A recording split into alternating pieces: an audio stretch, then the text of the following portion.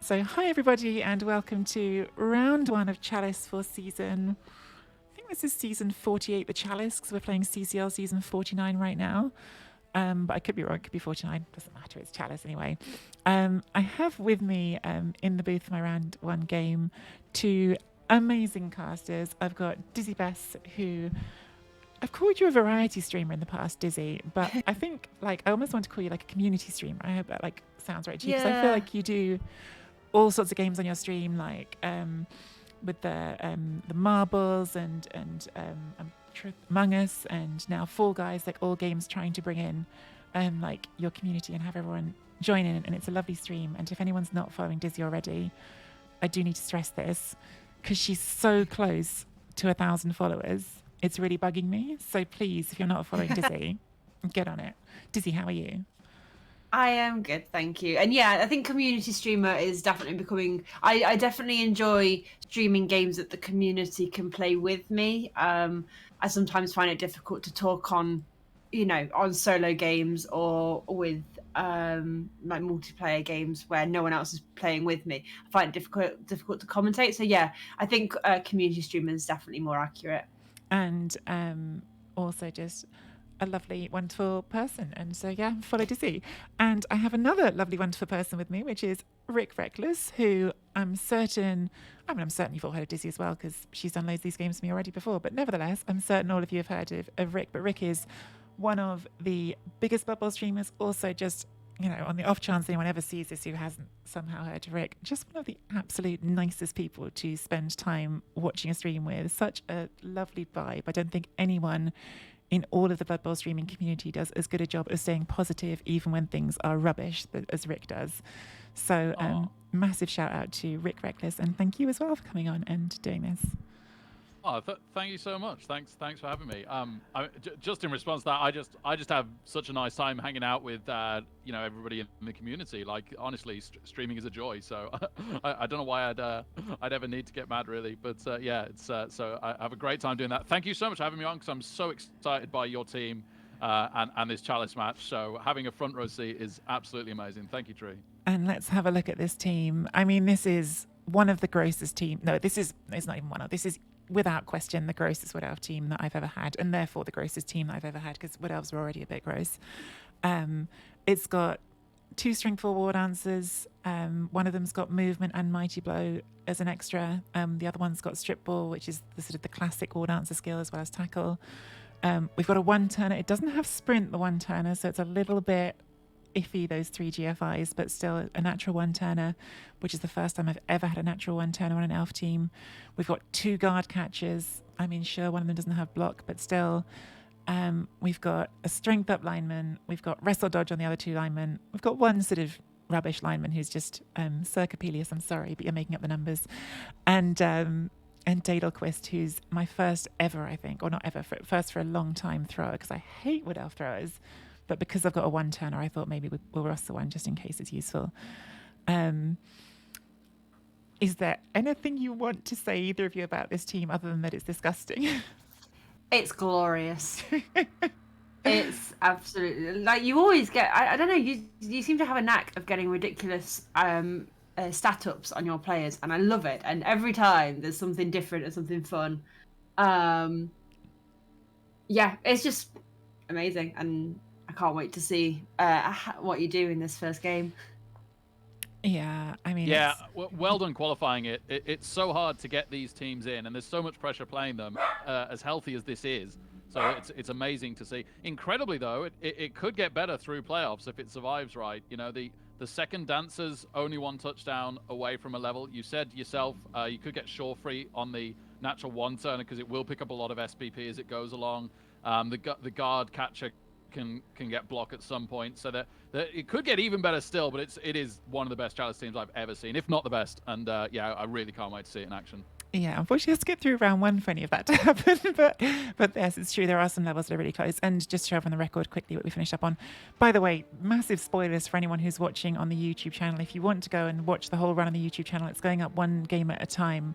And we're only on game 6. So if you would rather not have this final Chalice spoiled for you, feel free to cancel and come back when you've caught up. But yeah, this is how the record ended up. It did get hairy at the end. I was trying to park this team early before I went on holiday, and so there were a couple of hairy moments. But yeah, only the one loss, which was quite early actually. So that is what we look like. Now, this is why I'm not at all confident of the outcome. We're up against Madjake, who I found out the other day, literally, no exaggeration, the #1 Pro Elf player in CCL ever. Like the best winning rate on Pro Elves ever in CCL. Well, I mean, ladder records aren't the absolute be-all and end-all, but it obviously indicates that you're not against somebody that's had a one-off lucky season going in. So it does tell us a bit, and also that they clearly know their way around Pro Elves. They're not like a variety race player. So yeah, we can expect a slightly higher caliber than normal coaching then from the opponents in round 1.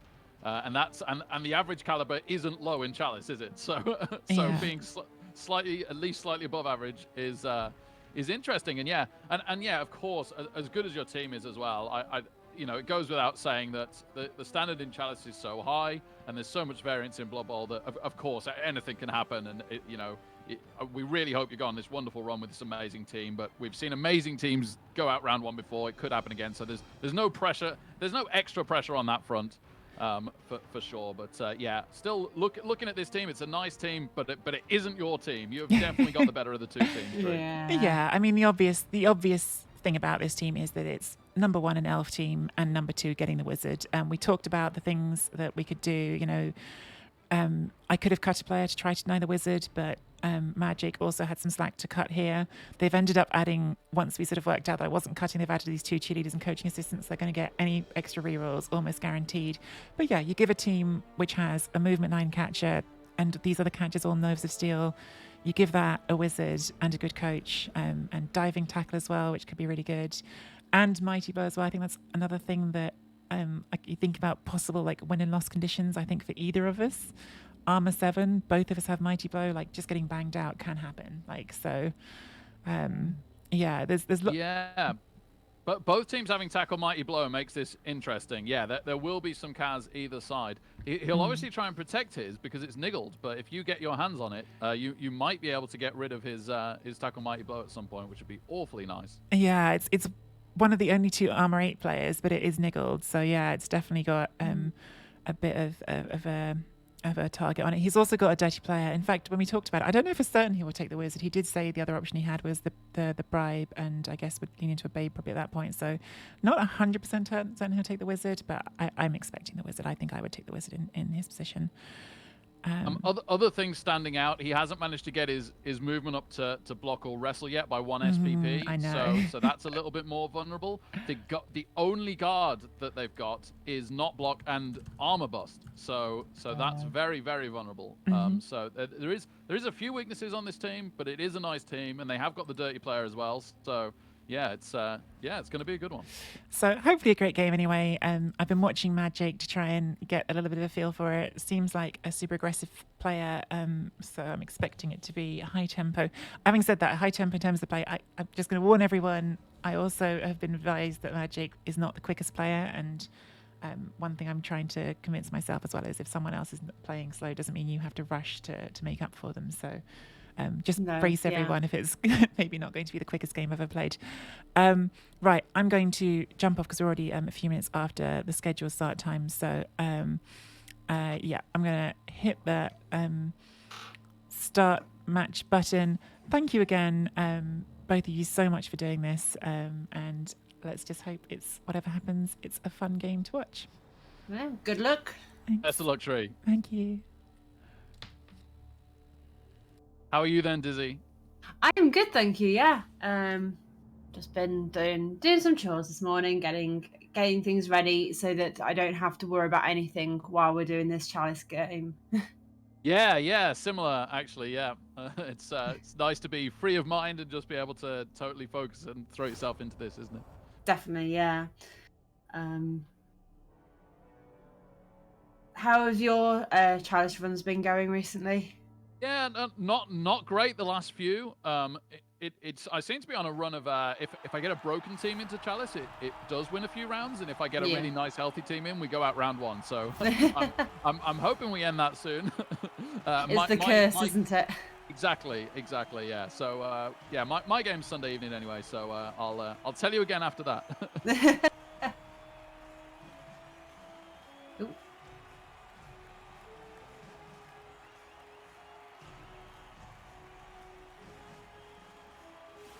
Okay,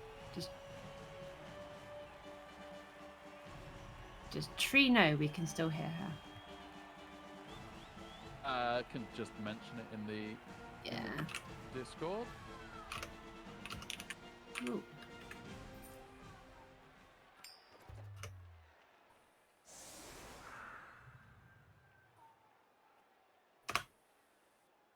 Hey, Furion, great to see you. Everybody else, let's go.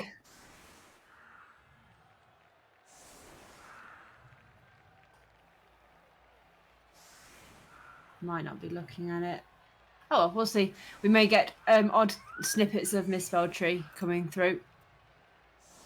Yeah, it was only that one thing, wasn't it? I don't think it'd be too bad. So I don't know. I missed who picked what there, but the Pro Elves setting up in defense. So Tree's going to be on offense.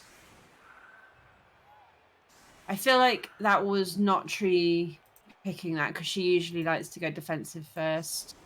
Yeah. I agree. Which... Elves tend to like to start defense. So Madjake probably won the toss there, but not the worst thing. Let's hope we do some LOS damage. So it seems to be putting wrestle and block on the line at the moment. Yeah, it doesn't have a ton of undeveloped linemen, so yeah, having to put some skills on there. So also no journeyman as well. No line fodder. These are gonna have to be skilled ones that go on the line, which is could be an okay thing with block and wrestle potentially working, but we'll have to see. He's taken the fame. That's always a nice start. Yeah. And yeah, of course, there is the wizard that we expected to see. We are not surprised by that wizard. No bribe though. Bob obviously didn't have enough for the bribe. Yeah, I noticed actually when we were looking at his team that he had 2 assistant coaches and 2 cheerleaders. So I think what he did was he must have bought those right up to what gave him a wizard. He had exactly enough for the wizard. So actually, Tree getting the fame is going to be minimally helpful. It could still be helpful on throw rock and pitch invasion, but probably Jake gets the best of the reroll kickoff events. Yes, Tree is aware she's on attack. I think she's just put the thrower at the back. I think she is looking to go for the quick score here. Potentially, we'll have to see. Have to see how it goes.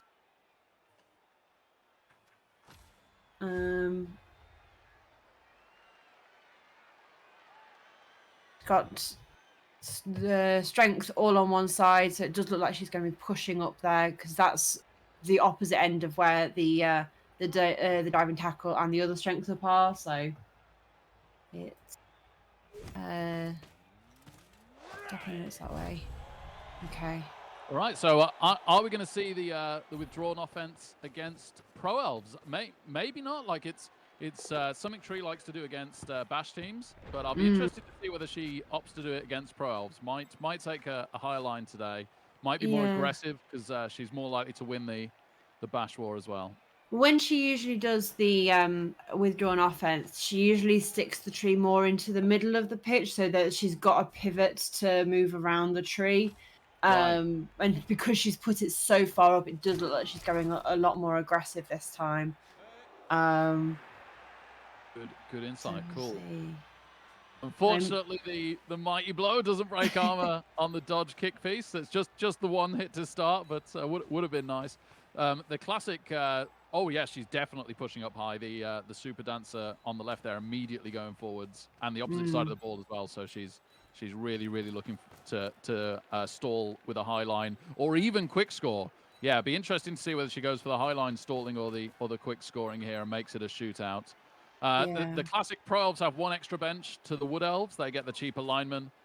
But the Wood Elves obviously have massive compensations in stat line, much, much quicker in general than the Pro Elves, and start with better skills. Yeah. I wonder if we'll see a pass with the push for the quick score then. Because obviously the thrower cannot get over to the right, to the left flank. So I wonder if she will actually pass. I think, yeah, at some point, either a pass or handoff looks very likely. So either now we could hand off to the guard catcher, but even they're not getting massively over. So, I think the ball goes backwards here, and the rest of the team goes forwards. This is very Andy Darvo's strategy. This is what he likes to teach, and it is certainly a good option. So, yeah, they just hover out of range now, and the rest of the team are then free. So that makes Madjake forced to put something through a little bit out of position to make sure that the ball has to do work. And Tree just doesn't have free reign for as long as she likes in the drive. Or immediate route. That could be an issue. Disappointing no power as well. A very nearly triple skull, though. If that was not a push, that could have been really bad. Well, it would have unrooted the tree at least. but yeah, better for it to still be up. You can still do work with a rooted tree in the middle of the pitch, like you said before about pivoting. Tree can always kind of like fake up high left here, and then when the Pro Elves respond, come back around the tree again later. And it's hard to permanently keep pieces so far out of range of the tree that they can't be pushed onto it as well for the entire drive. So yeah, it's not completely irrelevant now. As Shamba has also pointed out, rooting is fine if they score quickly. Absolutely. Because I doubt they're going to try and fight the tree. I know some teams kind of see it as a target and immediately go for it, but I feel like the Pro Elves hopefully should know that fighting the tree might not go in their favour. Yeah, I absolutely couldn't agree more. Of all the teams to try and fight the tree, so one of the worst. Yeah, really doesn't seem like their thing. So Madjake going strength 4 and strength 4 here, putting the blodge step diving tackle on one of the super dancers. So it's not super easy for him to get away. There is an option obviously of leaping away. I don't believe diving tackle affects leap, does it? It doesn't, no. So yeah, if you don't want to put in a reroll, the dodge is still slightly better on a 4+. And if you are prepared to put in a reroll, then yeah, the leap is now the better option on the 3+. Yeah. Or you can just stay and you can fight or not activate. Tree's got a few options there, but it isn't as straightforward as just 2+ dodge away with dodge. Yeah.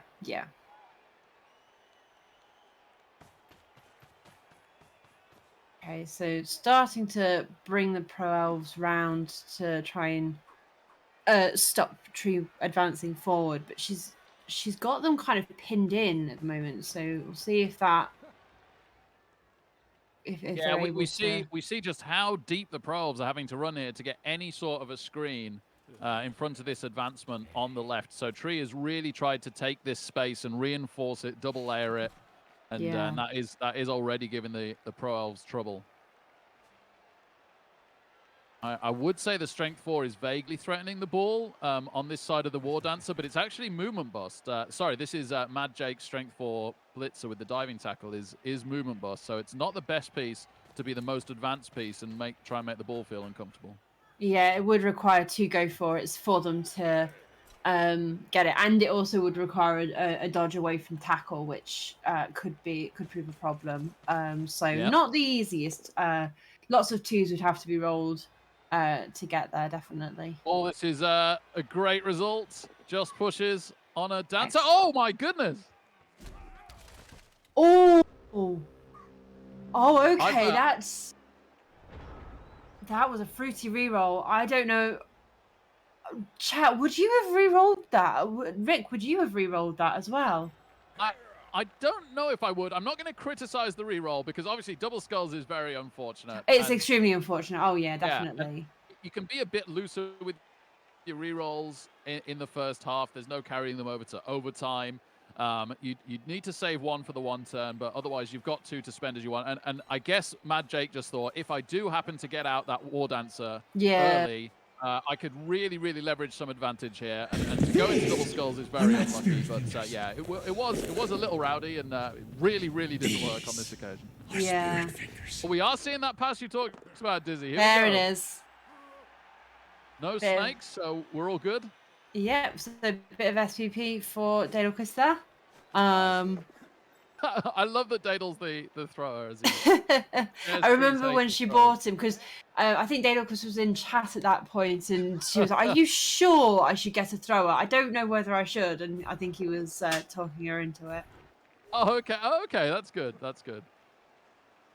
Just pushes it. Man, both teams being very friendly so far. Nobody wants to hurt anybody. Yeah, a lot. No real armor breaks, and a lot of pushes being rolled. It's very interesting. Well, this is the big one though, and another push. Darn it! But enough space now to get through. Yeah. Tree can choose to score now if she wishes to. This is where we Oh, find yeah. out. With that movement 10, they're far enough forward that they can just run it in immediately. And that is what we're doing. And it is a nice strategy against the wizard. It puts you at slight risk of losing the 2-on grind. But elves versus elves, that isn't very likely. And it really, really offsets the risk of the wizard when you aren't on offense for too long against it. So yeah, I like this from Tree. Yeah. Let's see what Madjake does in response.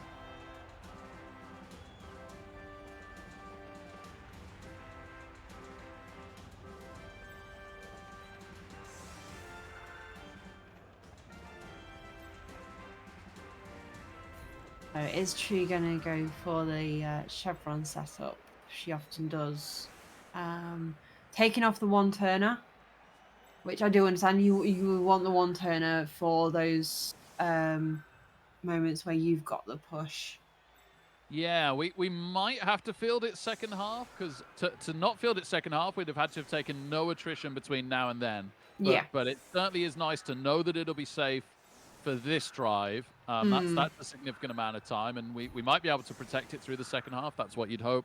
And failing that, we do have a movement 9 War Dancer. It's not like it's the only one-turn option, but it is the best one-turn option. Oh yeah, definitely. Is to get SPP on it as well. Like she mentioned in the build-up, we would like sure feet on it if we're going to go deep in Chalice. It makes it a lot more reliable. It is quite transformative having a natty with or without sure feet.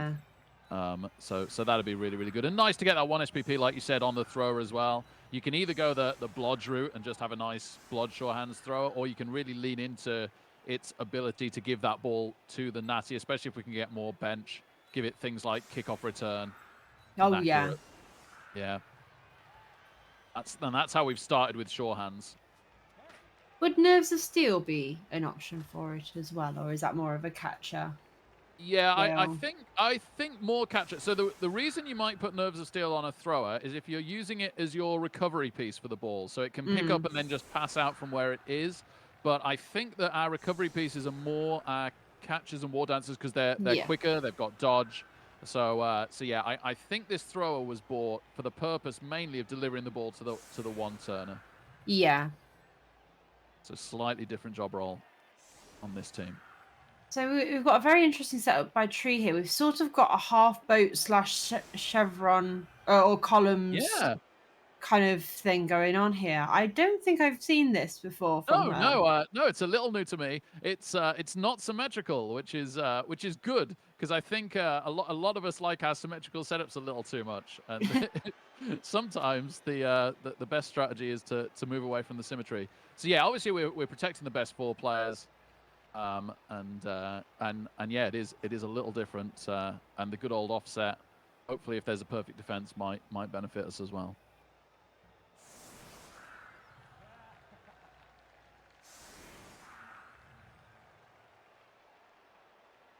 So Madjake, it does look to be going for a bit more of a symmetrical type of setup, although not quite. It's Yeah, sort yeah, of they're is, using but they're using their guard to allow for the hits on the 2 end elves. This is one of the massive benefits of the tree, right? You can't just line up to hit across the LOS on all 3 elves. You're only giving up 2 elves, and the 2 elves you are giving up, your opponent only gets 1 hit on each. So really, really nice use of the tree, or yeah, one of the reasons to take it, and that's what we're seeing here. And then the guard will dodge away at a later date, and we'll have to see who the tackle mighty blow comes in to hit.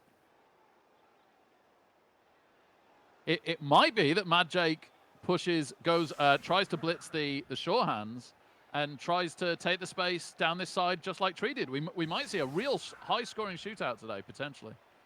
yeah, elves can very easily get quite high up numbers. I think. If the coaches are inclined to score, then yeah, absolutely. Every couple of turns you can get a touchdown, which is crazy if that happens. And just like Madjake has the wizard, which is a little scary for Tree on offense, Tree has 2 leaping strength 4 tackle pieces, which is more than a little scary for Madjake. And one of them has strip ball, and the only piece that has sure hands doesn't have dodge or block. So the sure hands is very, very easily sacked by the strength 4 war dancers, and then the blodge pieces are very easily stripped by the strip one. So yeah, there's no really getting this super safe from Madjake. So we might see almost exactly the same strategy that we just had from Tree.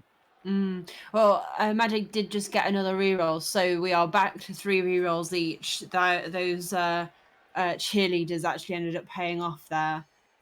Did. Yeah. Because they both rolled 2s on it. So without those cheerleaders, I don't think either of them or both of them would have got a reroll, maybe. I can't remember how. Yeah, without either, it would have been Tree, and with just 1, they both would have done. So yeah, in Blood Bowl 2020, if it's a tie, neither of you get one, and in CRP, which is Blood Bowl 2, you both get one. So yeah, both those cheerleaders did a thing, 1 each. So already good value for Madjake there. Yeah. And it is also worth remembering the wizard is still in play, so it is, and it is. Some people would say like holding on until overtime. If this game goes to overtime, would be better. Another double skull! Oh my god! Yeah. Wow, Madjake definitely not super lucky on those block dice so far. Both have rolled a real lack of pows, although we did get the sure hands down. The armor 7 survived mighty blow, so the attrition has been incredibly minimal so far. But yeah, the actual double skulls twice now for Madjake. But he did get that reroll off kickoff, like you said. So at least he's not running too low on rerolls just yet, as long as he doesn't keep getting them every turn. Griff 91, thank you very much for the sub, the gifted sub to Beer Monkey. Very much appreciated. Tree will thank everybody at the end, so if we miss any while we're commentating, she will pick them up at the end. We'll try and get them as they come through, though. Oh yeah, and spoilers, Beer Monkey, congratulations, got through his first round of Chalice. So yeah, there we go. I don't know. Is Beer Monkey and Tree close in the draw? I got a feeling they might be, but I'm not completely sure on that. We'll hopefully Tree wins, and we'll all go and have a good look at the draw after this game, if so.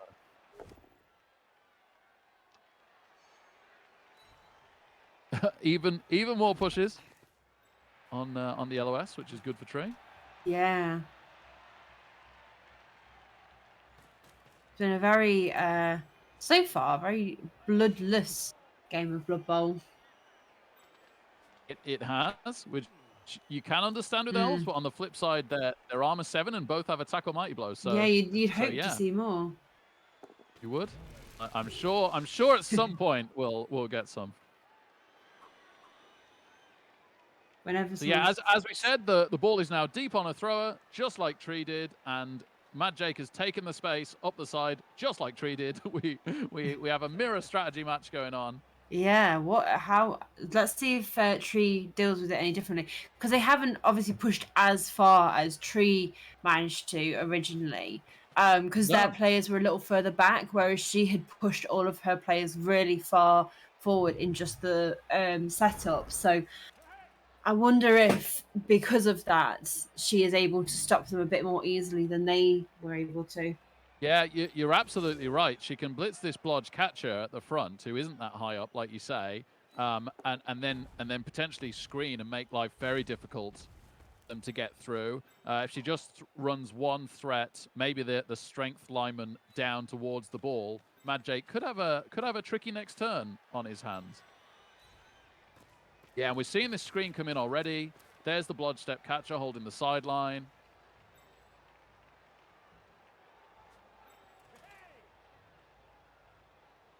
Tree's team just better at executing the strategy that both teams want to try here, and Yeah, this is why I'm so excited for Tree's team. it's like you're saying, Wood Elves, they start off with a much better stat line, and then they have the skills as well to support that. So they're just faster and able to get in the way a lot easier. Absolutely. Yeah, it's so nice that you can just take all, like, these war dancers, all these doubles and stats. You're not, if that was a pro of catcher, you'd be like, oh man, I need to roll some normals for block and dodge, right? But the war dancers already have that, so they could just go absolutely crazy. And the blitz is on the guard piece, which I find quite interesting. You would have thought she wanted to blitz one of the ones further forward, but maybe she's just trying to make the pass much more unappeased, unappealing. That's it. Yeah. That's the word. Yeah, absolutely. So instead of going with the strength lineman through, which she is putting through now, she wanted to get 2 threats through, and she wanted to get one of the super dancers through to really, really put the ball under pressure, which she's done. So that was why we went with that blitz. So she's happy to screen off a little bit deeper than she would have done. I do wonder if we'll get one more piece in to join the catcher. It is a tricky blitz though. Even if Madjake goes with the tackle mighty blow, it's only just over 50% to get a pow on the catcher, and if he doesn't, then Tree's screen holds as long as she puts one more piece in between the two Rog linos. So yeah, she can still have this screened off, and here we go, more pieces coming in, and then have pressure on the ball as well. Yeah, Dale Quist, who's just joined us. It was Tree's drive, and she scored very quickly. And Madjake is now. It looks like he's attempting the same thing, but Tree is putting up a pretty solid screen here in an attempt to stop it. So we'll see whether Madjake manages to push through. And Griff91 coming in with another gifted sub. Thank you very, very much. That's very generous of you. Tree would extra appreciate that goes to Daddlequist. Daddlequist, though, it is mandatory to now have a cup of tea, having been enrolled to MisspelledTree's crew. There is a tea command as well. If you have not heard Tree's tea command, I would highly recommend doing it. I always want a cup of tea. It's a very funny.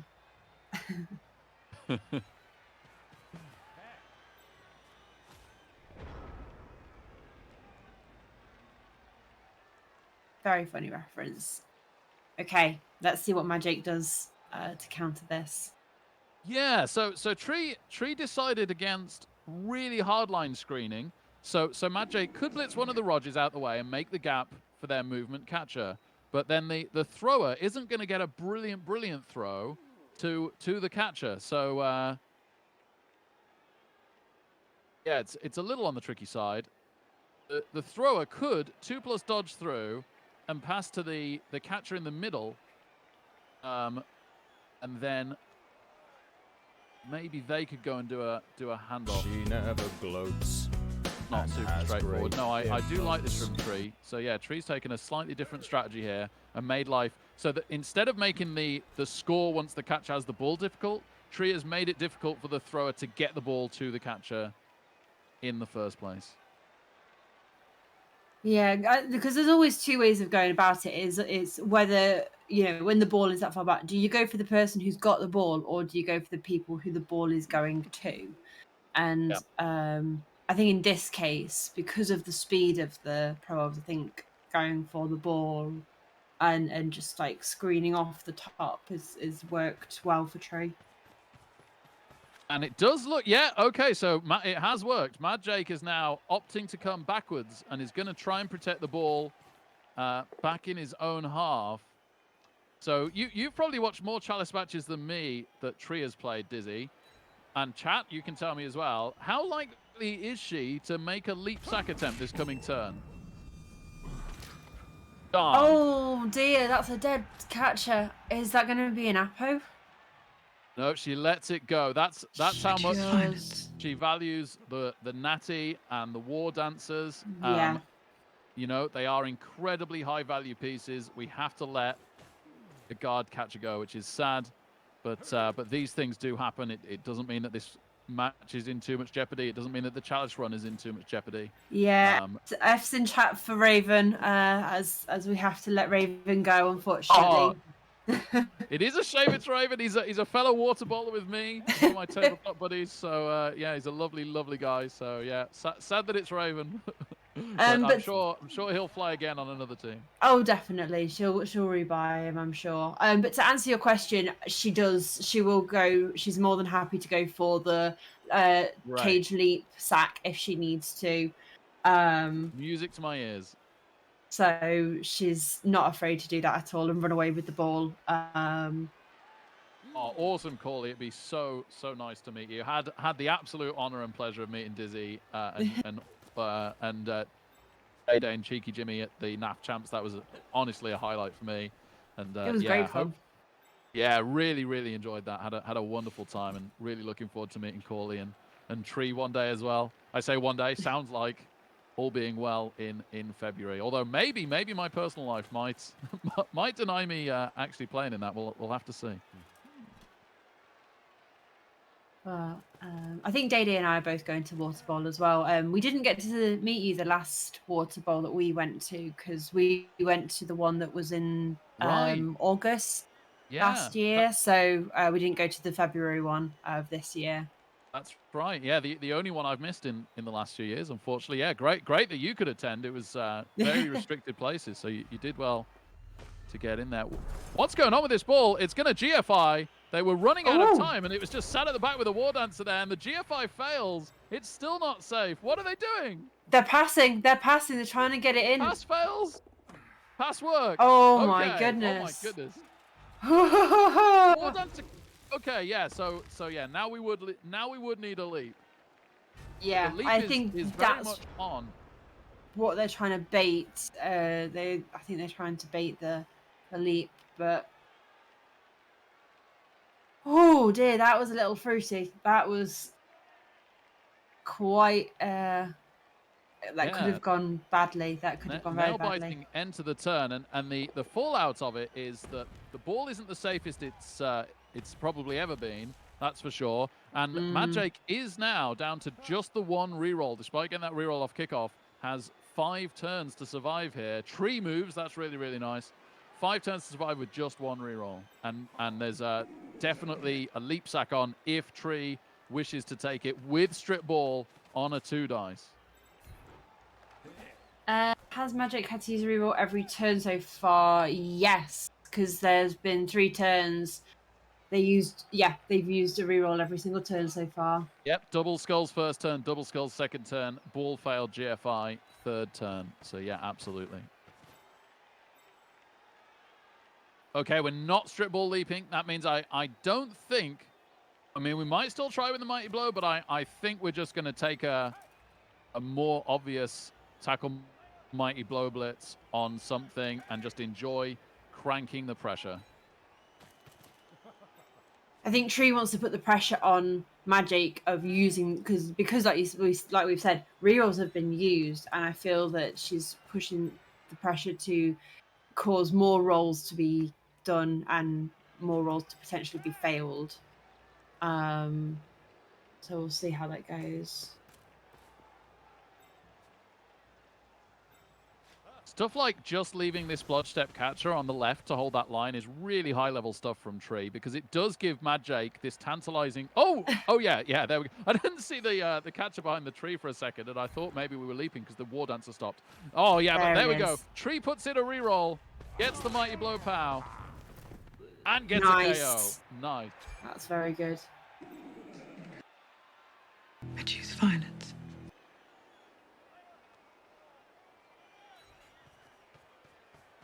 So is that dancer going to move anywhere else? Just coming back Yeah. ever so slightly back in the middle. So there's no, you know, helping to cut off the switch to the middle from the Pro Elves. That isn't going to be easy either. So they struggle to get forwards, and they struggle to go into the middle as well. So yeah, there's like this high level of Blood Bowl when you've kind of like perfected the basics of like screening off perfectly with your 2 players in a row right and always getting your ball caged and screened. And then there's like this next level of Blood Bowl, which we're seeing from Tree here, where you actually start to give your opponent dice again, but you do it deliberately in a way that you're almost hoping that they go for it, because then if it doesn't go right for them, goes even better for you. Like, it really leaves them in a tricky spot and up the creek without a paddle sort of thing. So so this is why we're just leaving this blodge step catcher on the sideline, because if they go for going up forwards and they don't pow it, they're really in a tough spot then. Almost wasting their blitz, and you can't afford to waste your blitz in a match like this.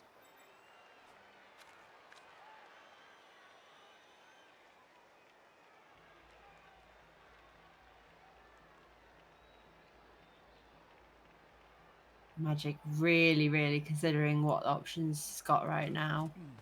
Taking the time. As Tree said at the beginning, Madjake is not necessarily the fastest player, and these kinds of turns are ones that you do need to stop and have a think about what you're going to do. Make sure you take the right course of action. Well, yeah, nice to have Barney the Lurker here. You've probably met him, Dizzy, and yeah, he's a wonderful member of the Water Bowl. Does loads and loads of the behind the scenes work. Basically, he does all the work so that Alex Wormhole can take all the credit. No, I'm kidding. Alex is absolutely incredible and does tons of work, but is very well supported by 1 or 2 people, and one of those is very much Barney.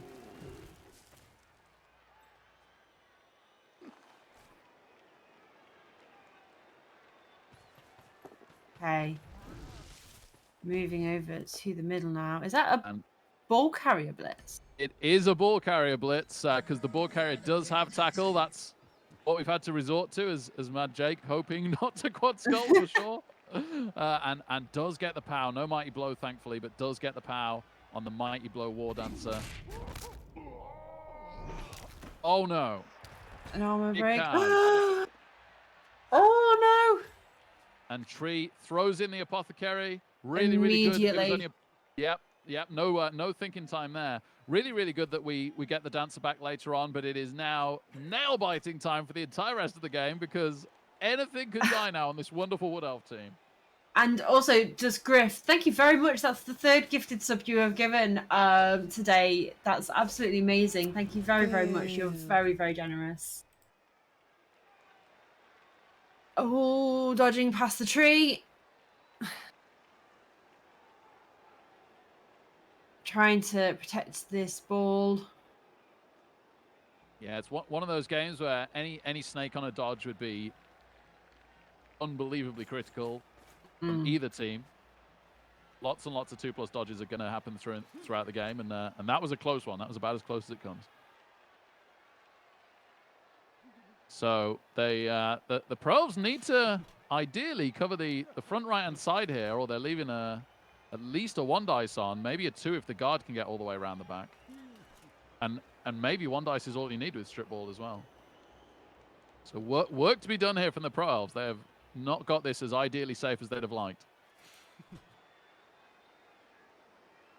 Oh, it's payday for you. Fair enough. Just be careful with that. It can be very tempting. Okay. So... Oh, actually manages to get the POW on a 2 dice on the Blodge Guard catcher. Post Apothecary, thankfully, doesn't break armor. We're okay.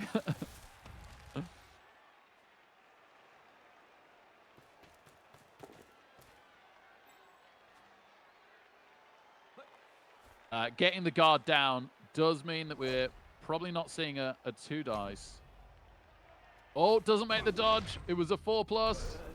And tackle came in as well. Is this the final reroll? It isn't. Saves the final reroll for another turn. Thankfully, that dodge does not cost a dead catcher. No. Oh, tree roots again, unfortunately. Oh. So it is a bit out of the game where it is, which is really, really unfortunate.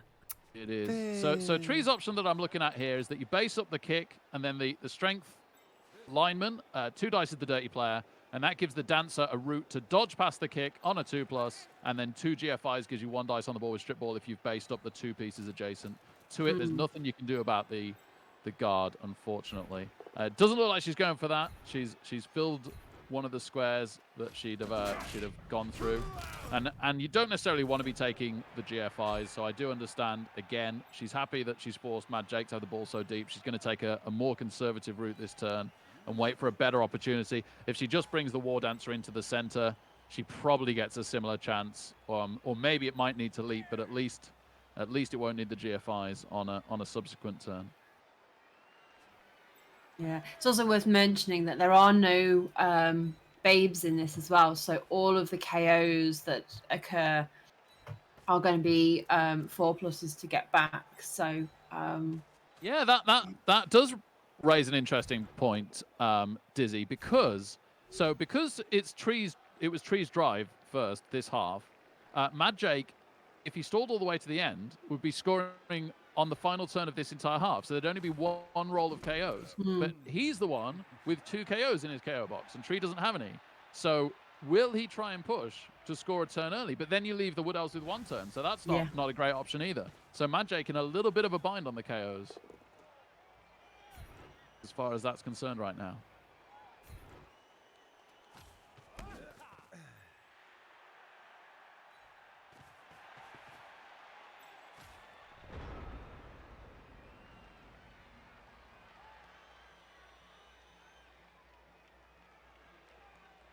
Yep, Tree just taking a nice, simple stay in front of the Pro Elves and say, if you want to come and score, you're going to have to take up a riskier position getting forwards.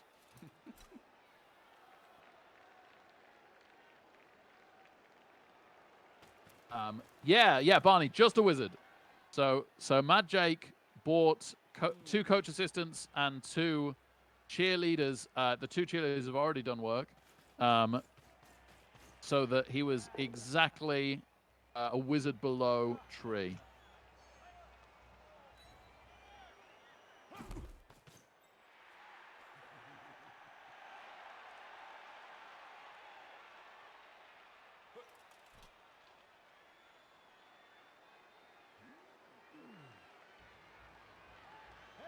Thankfully, I mean, I'm going to say this every time, now that the apothecary's gone, thankfully the Mighty Blow doesn't pow.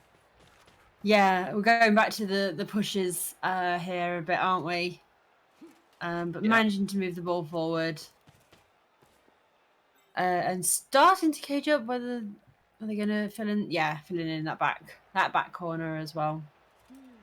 This is an interesting one between we've almost certainly going to have a 3+ leap, 2 dice on the ball with strip if we want it, or we can just blitz the guard, and the guard is very, very valuable whilst it's alive, and it's only armor 6 and it doesn't have block, so we're very, very likely to power it. We're very likely to armor break it.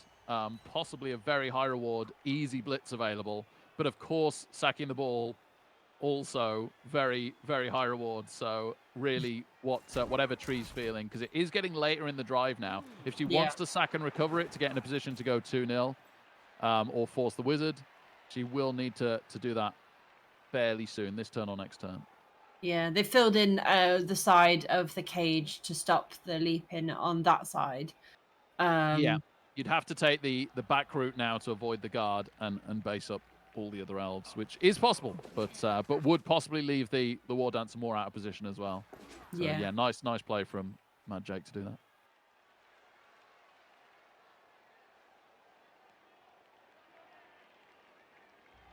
This time with some slightly easier dice, the Blodge catcher does get through. No tackle to stop it either this time. If you fill in the back one, Shamba, you do also leave a chain push open to push the ball carrier out. So I don't know if that I don't know. It might be an option or not, but that would be what my worry would be if with that.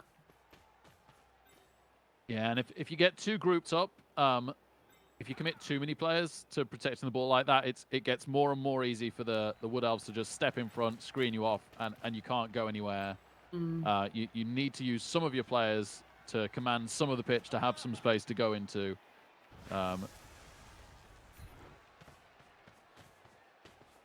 Yeah, we are just going for the guard thrower it is. I do like that. We get the power. Do we break armor 6? Yes. Just a stun. Still good for the rest of this drive, though. That makes getting that ball safe next turn a lot harder, not having the guard available. But Dana removal would have been nice.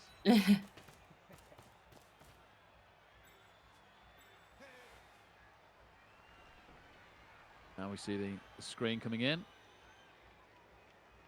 Will we see a rowdy play to the blodge catcher at some point that's furthest forward from Madjake? It's one of the options to him.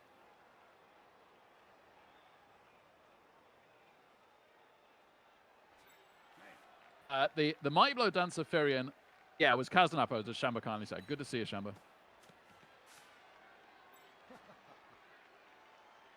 Was only a badly hurt, but Tree snap appoed it.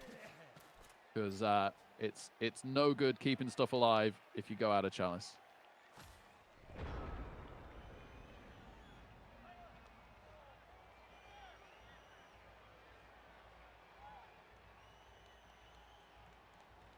Yeah, it's good to watch. Like literally learning and relearning some lessons watching Tree. I have a tendency to be quite the opposite, and it's really healthy for me to watch a patient coach and see them reap the benefits of their patience. Huge turn for Madjake here. Will he just go through the Rog lineman and try and protect the ball higher up?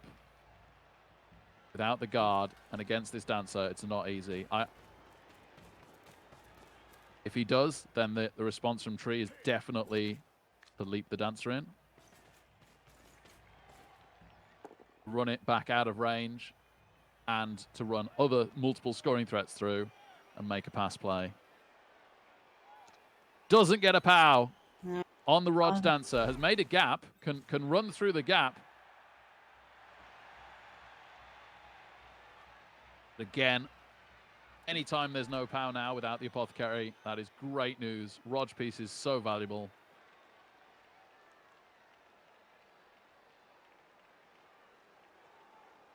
And he's not happy that he didn't get the POW. He's having to rethink.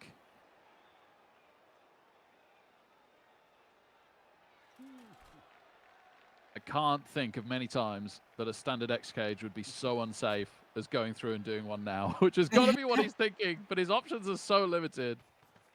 Oh, we are making the score play. Oh, handoff is good. So just a 2+ dodge for the score. And that gives Tree 2 turns to do exactly what she did at the start of the drive, leaving only Madjake with the 1 turn.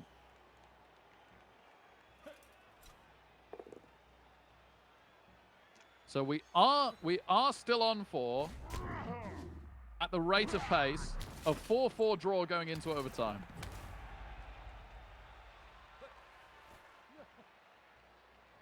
So, just a stun there. Thankfully, not a removal.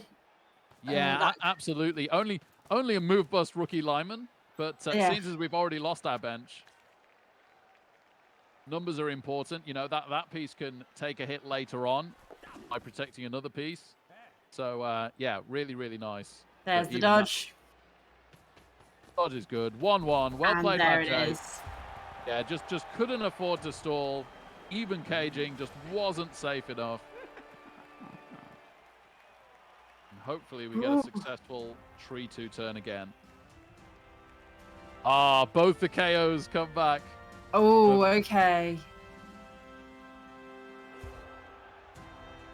He was on a full 11 anyway, but it was lesser pieces, and obviously they could have stacked up if one of them kept not coming back with further attrition. But wasn't to be. Not the end of the world, not the absolute most important thing at this moment, but there we are. Yeah, we have got the mighty blow back, but we have not got any. We have got a flat 11 now, so we'll just have to see if they manage to survive. Yeah, would be really nice if the Tree Man and the Mighty Blow War Dancer now started to want to do some Kaz. We could actually make some progress ourselves on the attrition route. Nothing too strongly against us yet, but obviously Madjake is slightly winning that attrition war at the moment, even though it's 11 on 11 on the pitch. Yeah, we have also got the tree back since it had rooted, so Yeah, always good. Has rooted both drives so far. Hopefully we'll get one at some point where it it stays mobile.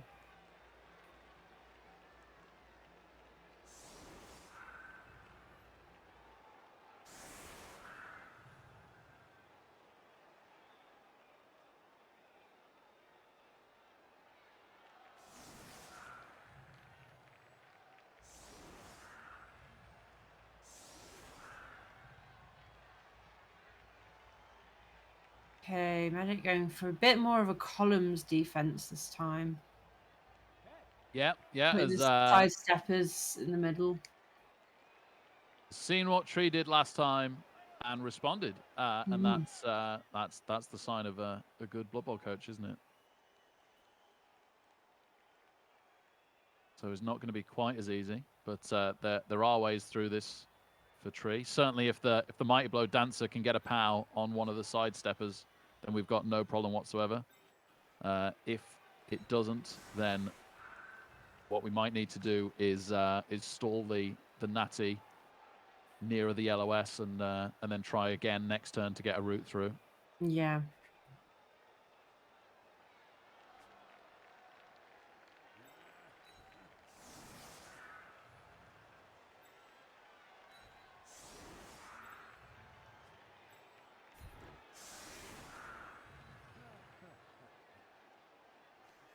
Hey, Chunter, good to see you. Hope you're having a great holiday. Hello, Chris Hunter.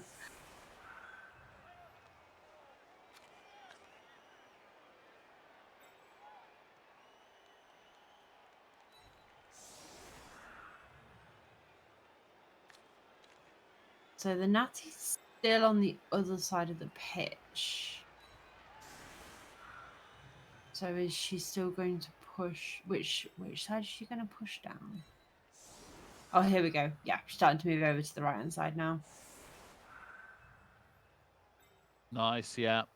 I do think, if possible, going through the Blodge Step Tackle Catcher is the way. Obviously harder to get through the Strength 4.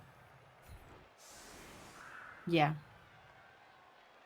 Less likely to hurt it because it's armor 8, but what? Oh yeah. It's the other dancer we got over on the left. That's just protecting against blitz and the like.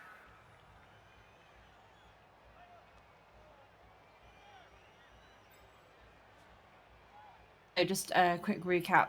Tree still has 2 of her rerolls. Madjake has 1 reroll, but also still has the wizard. So I don't think we'll see the wizard in use to stop this 2-turn, but you never know. They may decide that that's what they want to do.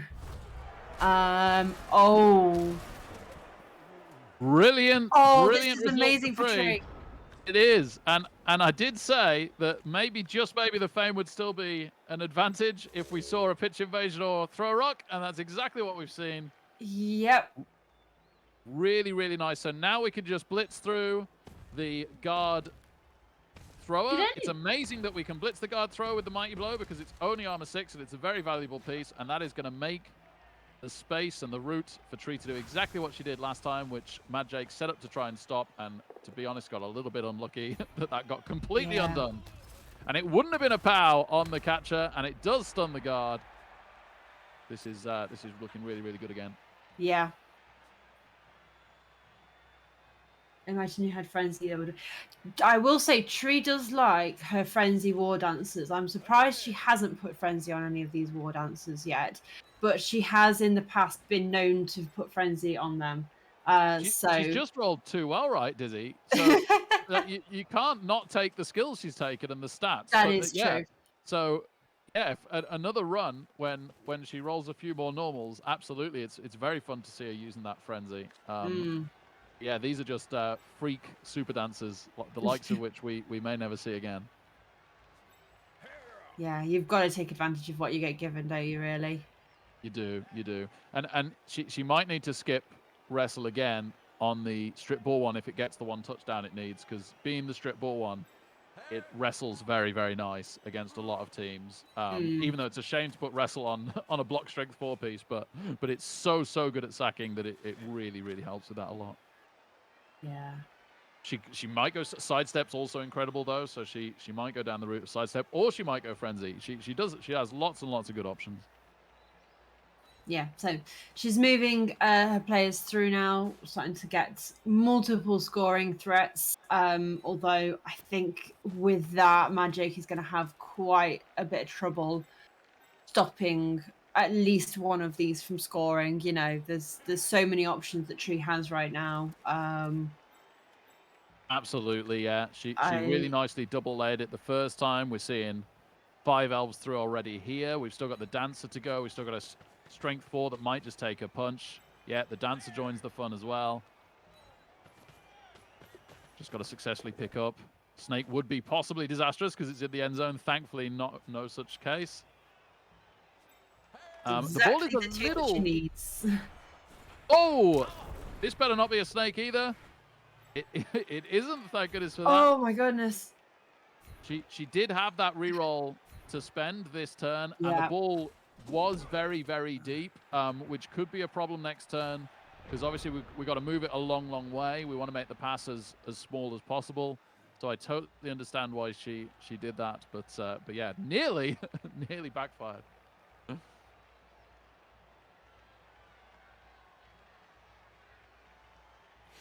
Does Madjake have the pieces in the position to get any sort of a screen in here to make this any sort of difficulty for Tree other than rolling some 2+? It's not easy.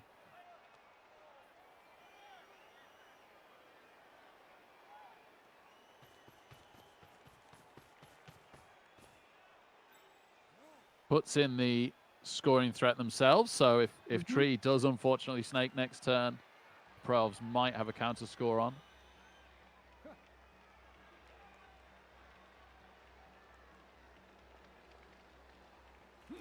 Yeah, Max. I don't know. Yeah.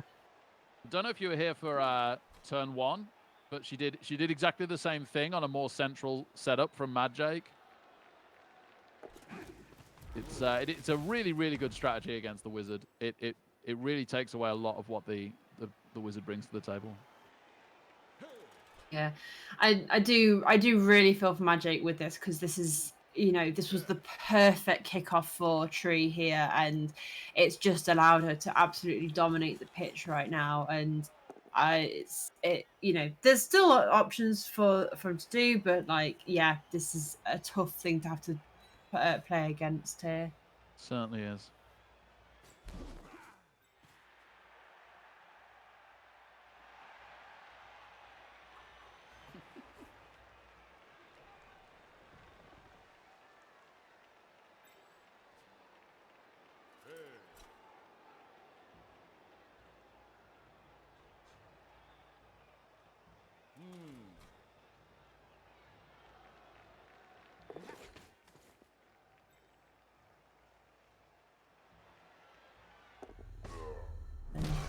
Oh, makes the dodge. And no, we won't see that reroll, and it's a KO as well. That might not come back, which would be massive. 25% chance we don't see that incredibly important player for the second half. The reason why he couldn't reroll that is he's got to save that reroll for the 1 turn. Yeah, So that was unfortunate there. I think Tree should probably blitz the 1 scoring threat of Madjake, so that if she does snake one of these rolls, and then she's got to pass to the catcher in the middle, and then the catcher can go and hand off to the scoring catcher. But if we blitz that scoring threat and we snake something, at least it isn't 2-1 to the Pro Elves.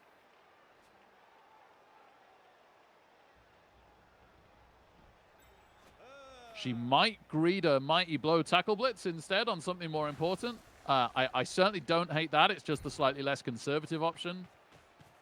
Heaven forbid I be the one to Yep, talk here it against comes. conservative. Gets the POW. No armor break, unfortunately. No, armor 7's good. It wasn't the Mighty Blow Dancer, but the main thing being this will not be 2-1 to the Pro Elves' worst case scenario. Okay, here's the pass. Catch is good. And away we go. Yeah, just one more catch. Tree just having a look, see if she can improve the failure state, or thinking maybe I could stack the catch in case of an absolute freak bobble. No, we're just doing this straight up. Hand off. There it is. Click elf, click end zone. Fantastic, and we're piling Beautifully up the FPP done. on the Natty, so that sure feat is on its way if things keep going Yeah. that way. Blitzer does come back.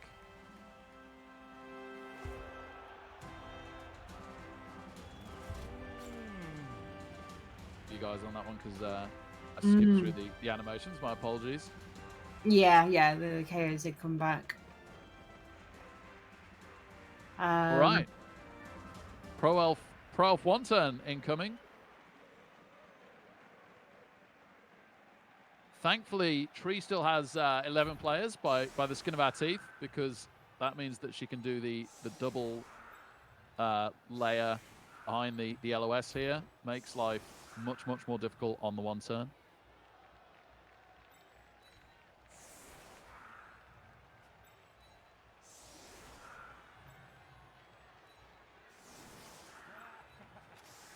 Really wanted to shore it up. She could put the sidesteppers on the LOS, but one of them is the Natty, so I think she's making the right decision in not doing that. This is probably strong enough.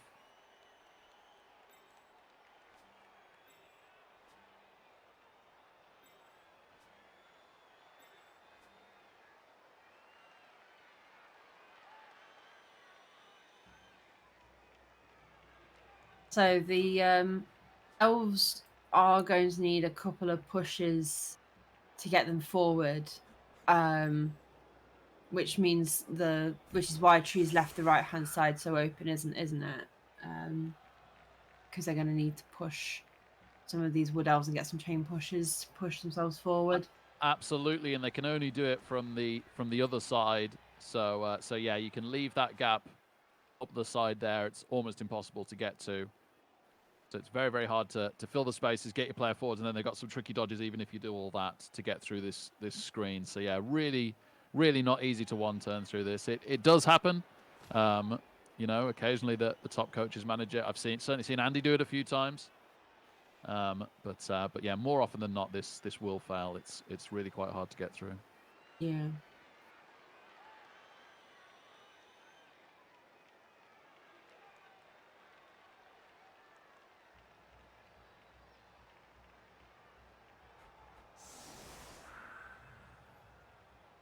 Especially with the tree and having stand firm, that takes away another chain push because the tree can just go, nope, I am not going to move. Yeah, that's right. It's what allows you to separate that tree one out to the side, and it does make it even harder, yeah. Even more advantages of the Wood Elf tree.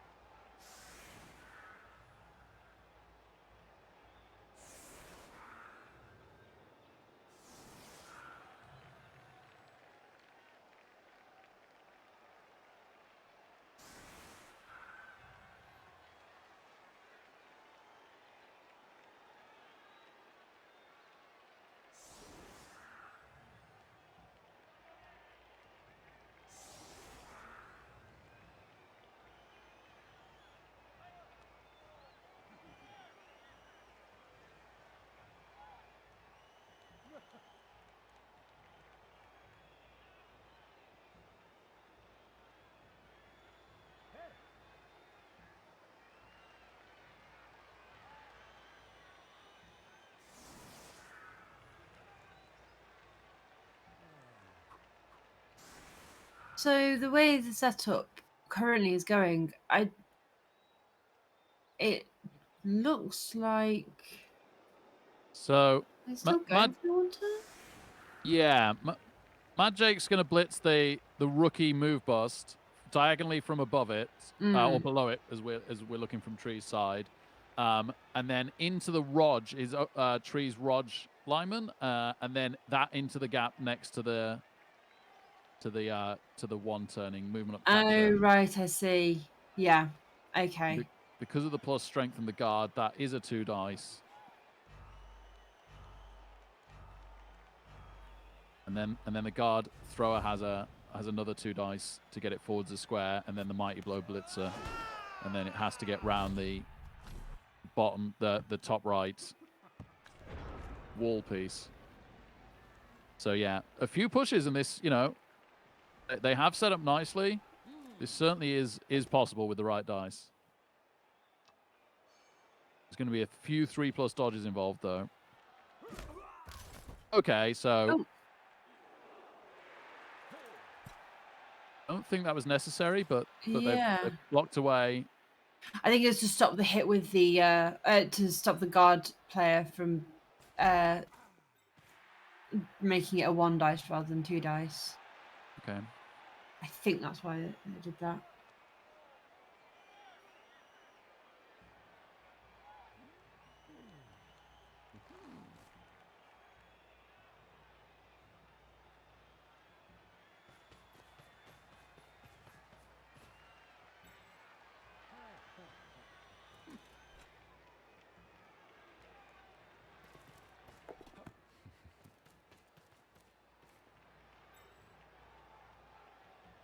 Okay, is that a handoff?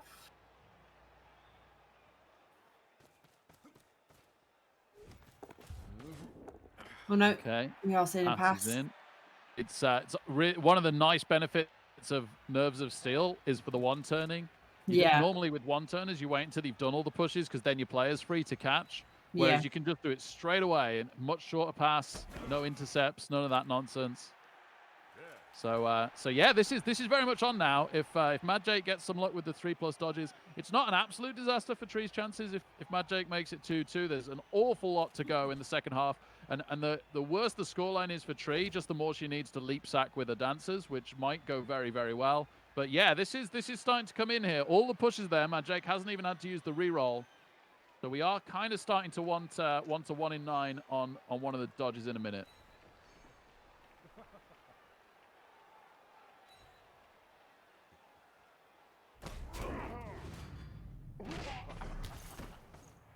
So we are within range. Will be 2 go for it, but it's a lot of dodges to get there. Correct. Yeah, three 3+ dodges that at some point we need to fail, and then a 2+ dodge, and then like you say, 2 go for it. Be nice if we got rid of the reroll early. Obviously, there is the dodge skill. Pops dodge straight away. That's a great start. Oof. Oh no!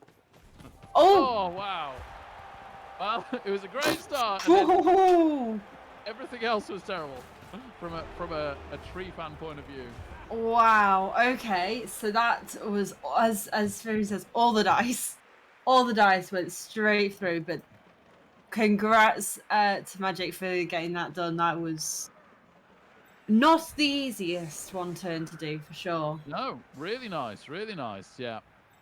And if Madjake gets through, he has now leveled that catcher. So double bonus. Thankfully, KO wakes up, so we are back on a full 11 for the start of the second half. We are toolless in defense here. We have 2 of the nicest dancers that ever graced a Chalice.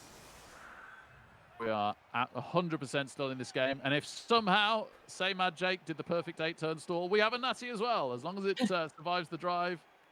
Yes, So, that's it. Exactly. Yeah. All sorts of options, hey, Dizzy. Oh, definitely, yeah.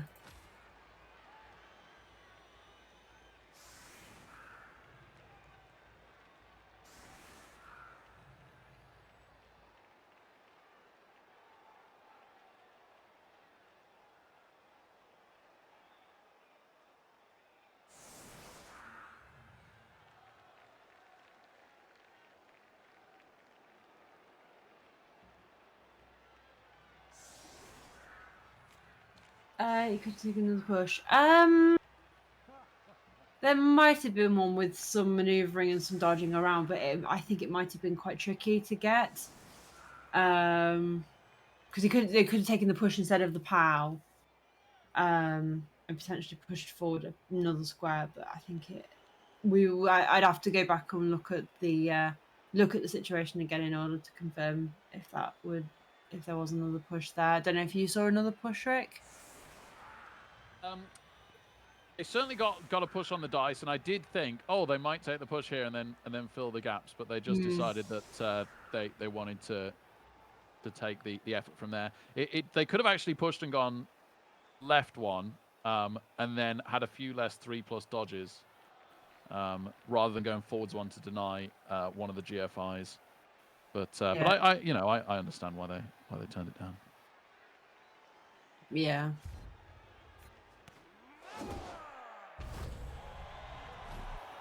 Six 5 still on.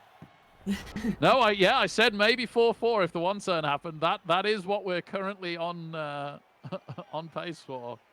Okay, 4-4. so Madjake has got another reroll for this half, and this half is going to be a lot less likely to take the rerolls unless something really, really bad happens. Yeah, you're absolutely right. Say those double skulls start popping up again. And the greed rerolls and stuff like that. You really have to second think. Think again on any of those now. You don't want to ideally be going into overtime without any rerolls, which can easily happen if you're a little loose with them. Yeah, so the extra reroll gain there is really super important. I can't believe how important the cheerleader and assistant coaches have been so far for Madjake. Done a really, really good decision to buy those.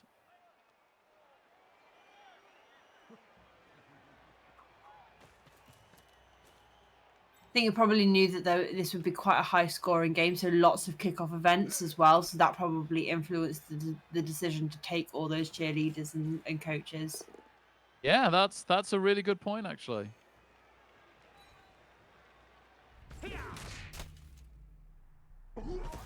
Okay, just a stun from the initial blitz. We'll take it. I think any time that the tackle mighty blow just gets a stun, especially early in the drive, we're pretty pleased.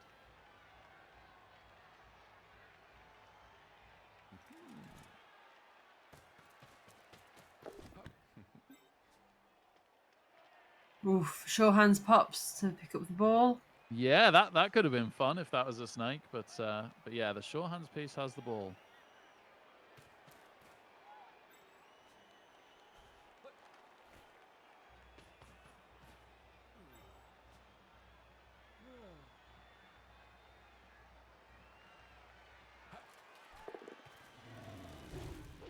If you were Tree in this situation, what would your goal be for this drive, do you think?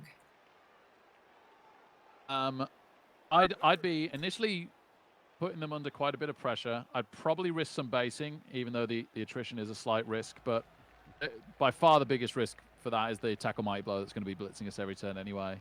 And then I'm trying to engineer a nice War Dancer leap sack. I'm definitely looking for that now. But I'm definitely more aggressive, often to my detriment than Tree. So she might be more patient and build more slowly, wait for longer in the drive than I would.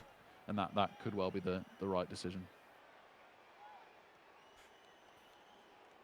I'm much more of a kind of Chunter style player. We have very similar methods here. But I'd say the majority of Chalice level coaches are a little more conservative. Yeah. Okay, so the ball is quite far back. Not quite a withdrawn offense.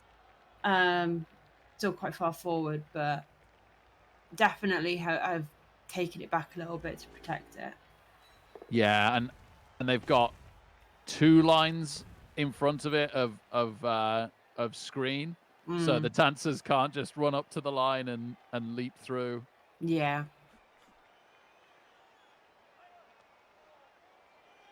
Yeah, definitely fine for Tree to take a turn here, just to tackle Mighty Blow, one of the nice dodge pieces available. Yeah.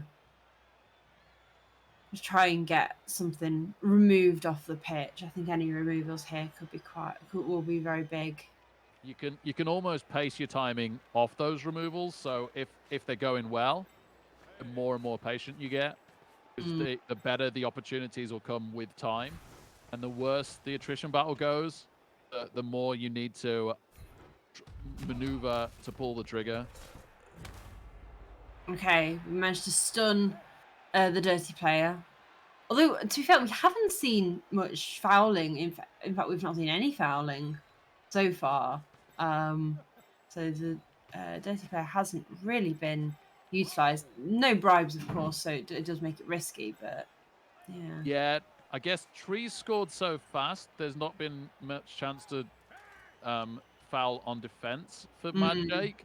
And Madjake's offenses have been under so much pressure that he's needed every piece available to try and make the ball safe and take position. So yeah, the dirty player just hasn't really had a good opportunity. It's always the risk with having the dirty player and with taking bribes. Yeah. Is that it might end up being the kind of game that just isn't suited to taking very many fouls, if any.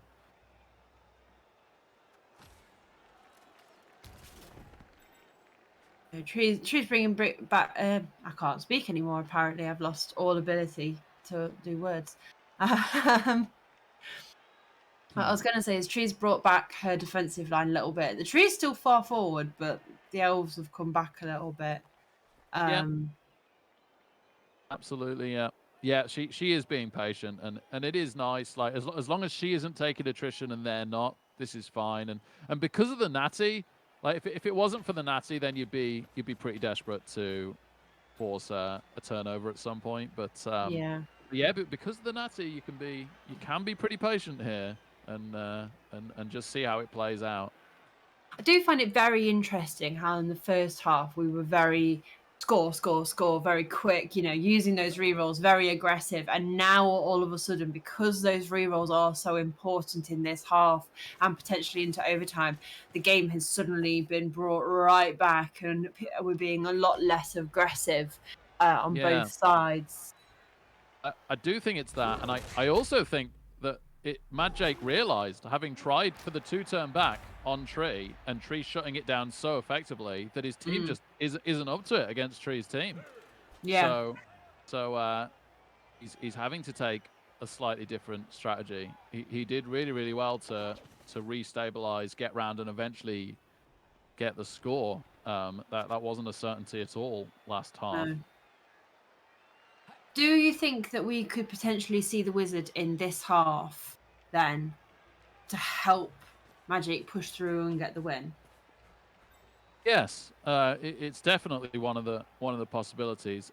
He will be hoping to hold on to it for overtime in case.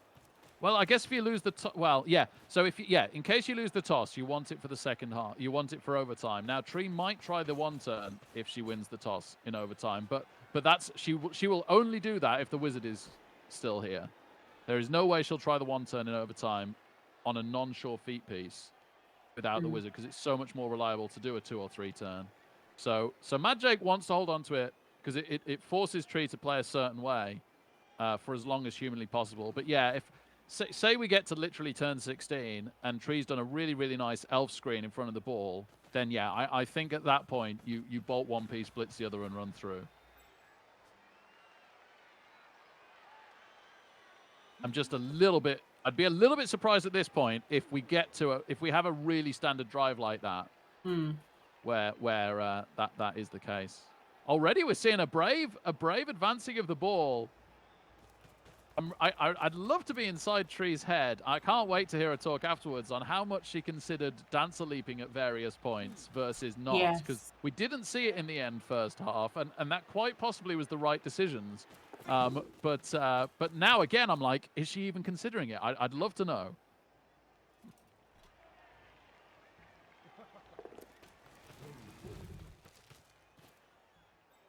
There's the guard. I was literally just about to say the guard doesn't seem to be in play, so I wouldn't have thought so. But now that the guard has moved forward, Yeah, now you'd want to run in front of the Rog piece, the furthest forward Roger, and double leap to the right, and then hit the ball. And you definitely want to follow to minimize the chance of getting resurfed. But there's some potential scatters there with the short hands and the catchers right there. That maybe you'd be putting your war dancer in slight harm's way, but you might also be completely gone with the ball, barring the wizard. yeah.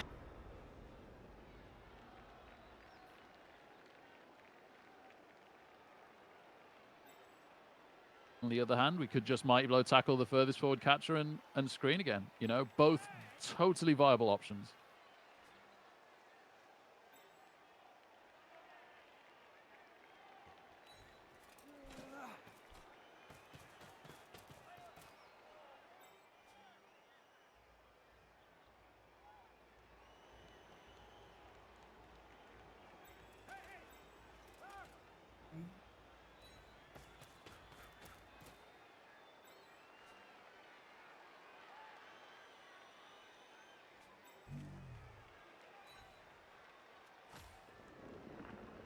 Oh, the tree is rooted once again. This tree has not been overly reliable today. No. I'm glad we've been able to point out some of the benefits because, yeah, the tree itself with its dice are not doing a good job of showing the benefits. But yeah, it is every LOS that tree has to take. Oh, we are going for the leap. Come on. Here we go. No. Rerolls. Yes. Gets the Mighty Blow power on the short hands. So we've gone with the Mighty Blow. Because obviously the strip ball wouldn't have worked. Oh, lands on the dancer. Oh, and goes into a really, really tricky spot to recover there. So, wow, this is very, very interesting now to see how Tree gets the maximum pressure. Because say we leapt the War Dancer onto it, it's a 6+ pickup. Yeah, it's not going to be an easy recovery for either team at this point if Tree puts the right amount of pressure on. Right. Yeah, I think with that, I think she would have been thinking, or I hope she would have been thinking whether she was going to use the reroll on that because of the immediacy of her using the reroll. I think she had considered it and had decided that she was willing to reroll that leap if need be. Yeah, totally agree. Nice go for it at the end, succeeded by the strength lineman. That definitely makes this harder for the Pravs. I just really hope we don't get our Mighty Blow War Dancer surfed. That isn't easy. It certainly isn't easy to do that and recover the ball, but I can't help but see it that close to the sideline in a group of opposing players and not worry about it. Yeah.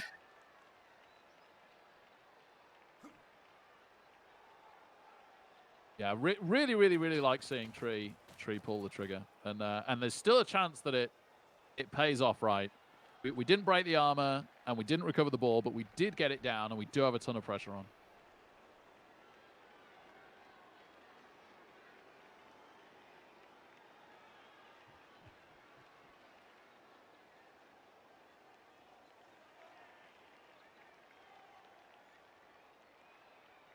A little bit safer from surfing than it would normally be because it's strength 4. That really, really helps. I think it definitely gets surfed, and I think Tree factors this in as well. I was thinking this when I was thinking Tree could leap in there for the 2 dice. I was thinking I probably don't risk it on a non-sidestep strength 3 piece. Double skulls! Oh my goodness. Reroll and then doesn't get a power. Reroll gone for the turn. That is massive. Hugely critical turn for Madjake, and he's got to do the entirety of it now without a reroll. Wow, this could be it. Yeah, this could be quite... He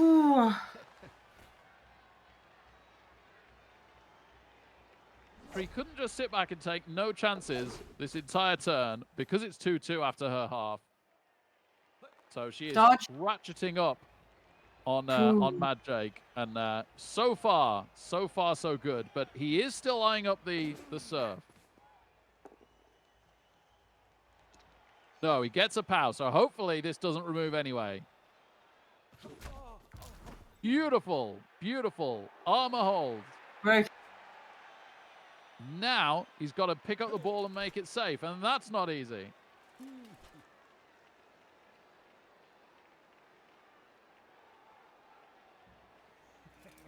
3 players there that were used to dedicate to try and take that war dancer down. So that's 3 less players to get other people off the ball.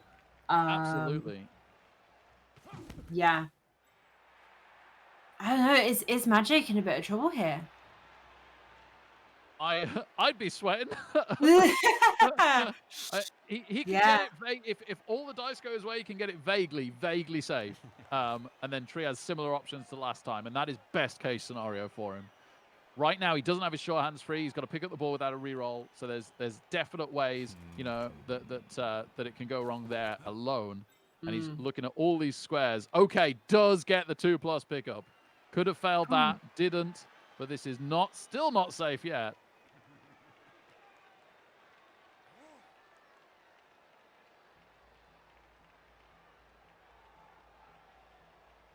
Especially because it's not on a sure hands piece now. That strip ball player becomes a lot more viable to try and take it down. Unless obviously we see a handoff of some sort. But as it is currently, that is not a safe ball. No, really unsafe. It's all weird levels of degrees against Tree's team. But yeah, that's about as unsafe as it can be. A block piece is ever so slightly safer. A short hands piece is ever so slightly safer. But ultimately, there's so little that is safe. Darn it, gets a power on Daddle. That could have been a 1 in 9. That was a blockless block as well. But Madjake, since the double skulls, has had a bit of luck. And that's fair enough, isn't it? Double skulls is pretty unlucky. And it is his 3rd double skulls this match as well. We've had the good luck on the 1 turns. We've had the bad luck on the blocks at various times. This is so unsafe. So all Tree has to do is move the strength lineman 1 diagonally forwards right here to tag out the blitzer. 2 dice the Rog piece, and the strip ball can just hit the ball. It's as easy as that. There's not even the leap this turn. It's super easy.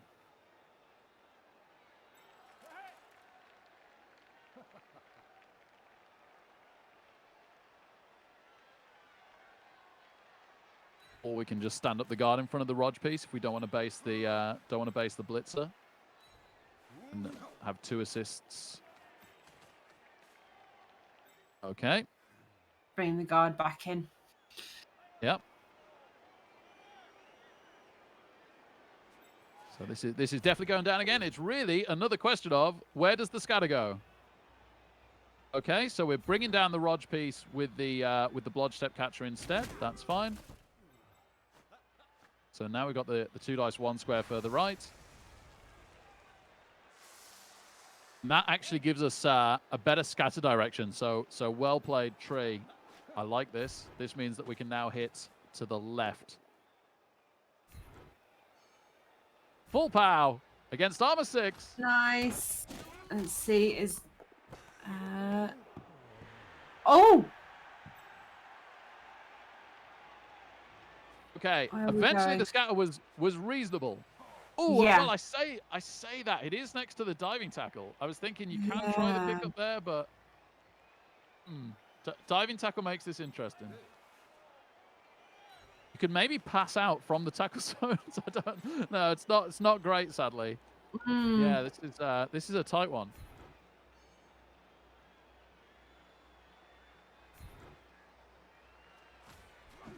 Okay, we get the POW. We do have Data Quest, but that dodging is not good. No, she didn't follow there, so she's definitely not trying to pick up the ball. So I think she just stands for short hands and then does the 3+2+ dodges out with the Mighty Blow Dancer next to the ball as well, and just so that's maximum pressure on the ball then, and makes Madjake roll the dice again.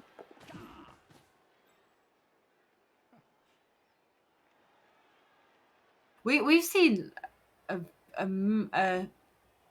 it's been very lacking in armor break. Even the ones with armor bust and niggling injuries, they don't seem to be breaking very easily. It's been insane. We'd We would have expected a lot more attrition from this match so far, and Tree in particular has been unfortunate in the level of attrition she's done, but both sides to an extent, but definitely most of all Tree.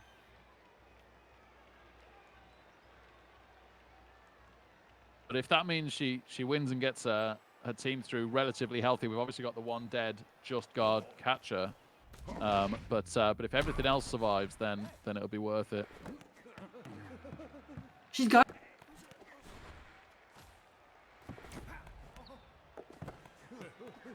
Oh my word, what a hot potato! Oh my god!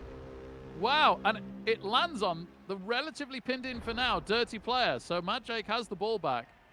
Oh, I don't know if she was hoping the scatter would be better than where it is.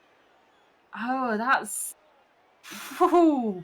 It seems a shame to put the short hands on the ball. If she'd followed the block with the Rog piece, she had a 2+ dodge out to then step onto the ball with the short hands. So I think she changed the plan then slightly during the middle of the turn, which absolutely can happen. But yeah, that's a little bit of a shame to have it on the floor. A little unlucky with the scatter, but again, Madjake does have work to do here. I do wonder if that was a bit of a panicked decision, because she did say at the beginning that she was a bit nervous about this game. So I wonder if that was a bit of a panic moment. Yeah. But it's hard to say unless we speak to her and she tells us herself. I don't know anybody that thinks as clearly as they would in a normal match in Chalice. Like there just is more pressure. I do multiple things in a day, like meditating and eating right and sleeping as much as possible in preparation, just to try and be as clear-headed as I normally am in Blood Bowl when I'm playing Chalice. Like it is a big thing. I know some of the top coaches have admitted they throw up before Chalice matches. That's the kind of pressure that we're talking sometimes. But yeah, I would have just liked to have seen the shorthand stand and the War Dancer come next to the ball as well, next to them. But or following the Rog hit and then going for the shorthands 5+ pickup. But yeah, it may still be fine. We'll certainly have some options. The strip ball dancers absolutely lurking. Madjake's still got a lot of work to do. Yeah, I was going to say this is still not an easy out for the Pro Elves right now. And even if they did Wizard or anything here, I think it still wouldn't be an easy way out. I mean, they can't Wizard now because it would end their turn, so it wouldn't be beneficial to do that. But if they next turn or something, I think it would still wouldn't help them get out of it. Indeed. Okay, Madjake showing signs he might be interested in progressing the ball forwards here. So we're going to see a handoff from the dirty player. And maybe going to take a 2 dice with tackle on the War Dancer. Oh! Another reroll! It does work.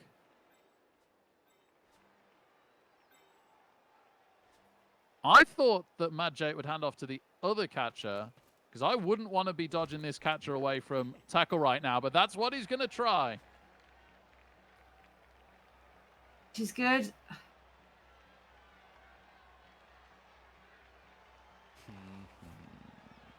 Because it's to go for it if they want to go for the score. If they're going to do this quickly, because they have still got the guard catcher who is within range. Are they going to go for the go for it? I think that's what they've stopped to think about. They've got 50 seconds to decide. They do have the movement catcher to come through if they need it to. The shorthands doesn't really have the legs. It's sort of a sitting duck for our strip ball dancer though.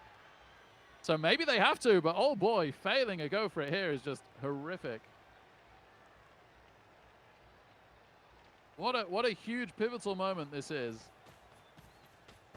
They are holding. Okay. Yeah. Oh.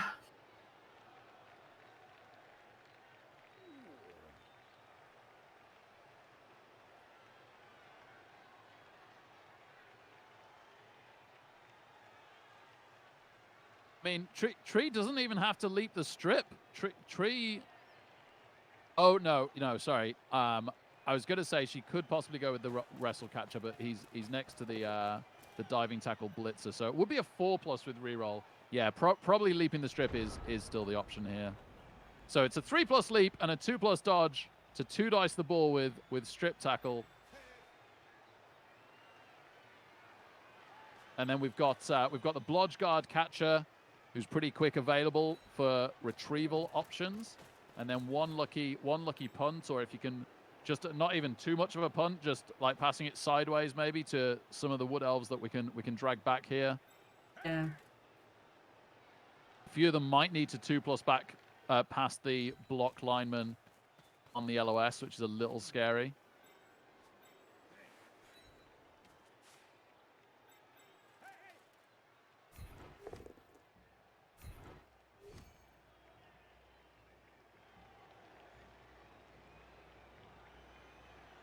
Pushing away the Mighty Blow Blitzer.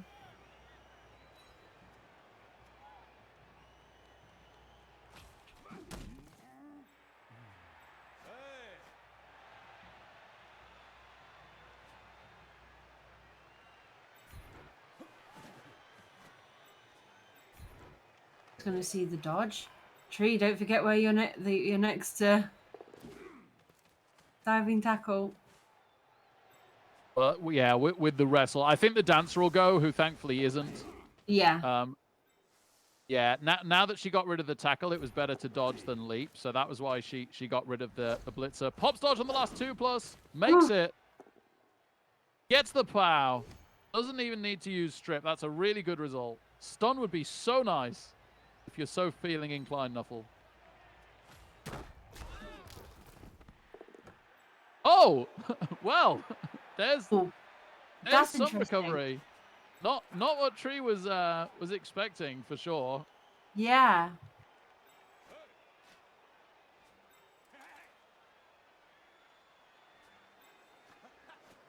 So unfortunately, without the armor break, they do have a tackle piece there, and they've got 2 other free elves right now.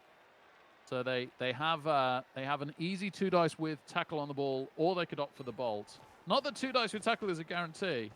Okay, so the other dancer's coming back to help just a little bit. And then do we risk the diving tackle dodge?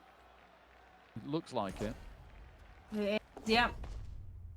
Make it. Makes it, yes. Yeah. Diving tackle now on the floor as well, which is Yeah, a and it's movement down. loss. Yeah, brilliant, brilliant.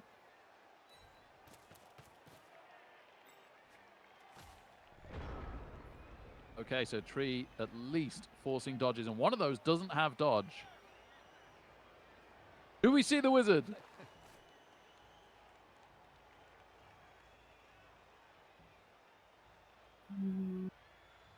Doesn't look like it. No, you're right. Turns it down. Yeah. So presumably the movement catcher dodges with dodge, and then it's the 2 dice with tackle. It'd be brilliant if it wasn't power first time, because we'd probably get another reroll off Madjake, and getting Madjake down to 1 reroll would be really, really beneficial. Just over a coin toss, just slightly better than a coin toss to get a power the first time. Could easily fail. Wouldn't be absolutely outrageous not to get the power on 4 dice.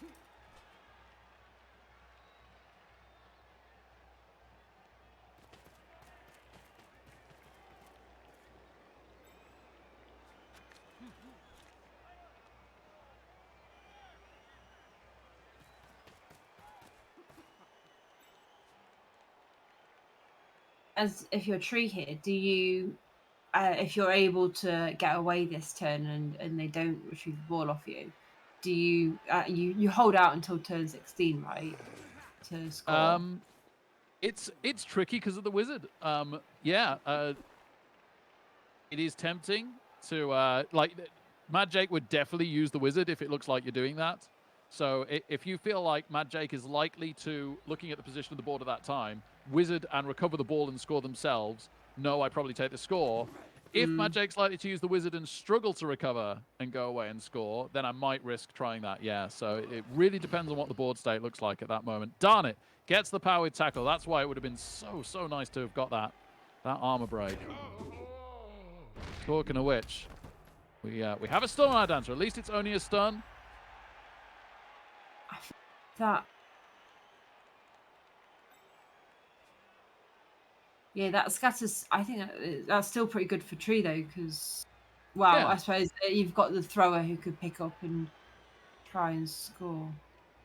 Yeah, it's a few more dice for Madjake that he would have ideally not liked to have had to roll here. Yeah. Yeah, I'd say that's probably the best possible bounce right there. He is going for the right. He's going to try and pass. So he's either got a 2+ dodge without dodge. He's got the short hands pickup, and then he's either got a 3+ pass with pass, or he needs to dodge through again past the Rog piece without dodge. Depends how much he's valuing his rerolls right now. First of all, slightly scary Mighty Blow Pow on the guard catcher.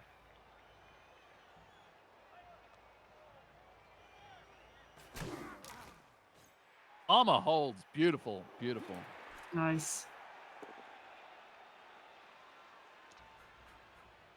And then only manages to wrestle down Sir Capelius, the line elf fodder, bless him.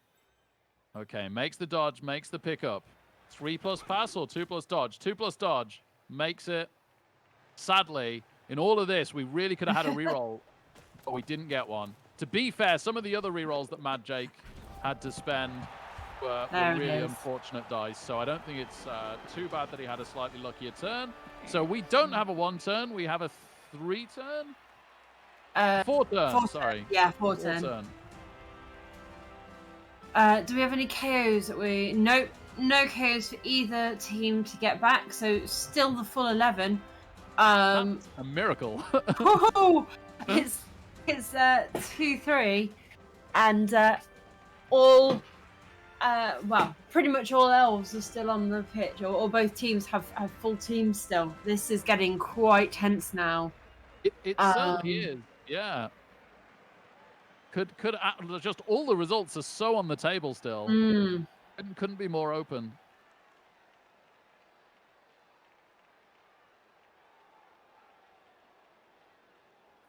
It's not completely impossible. Tree could still win in normal time. So obviously Tree could lose from this position. We are a touchdown down with a few turns to go, but probably the favorite result is going to overtime. The Wizard's still a factor. Tree's unbelievable team's still a factor.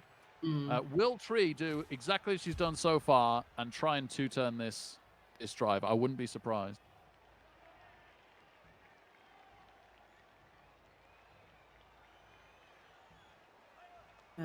Madjake going for another different defense and a lot more of columns this time. Will we see another kickoff event like we did last half? Nope, changing weather.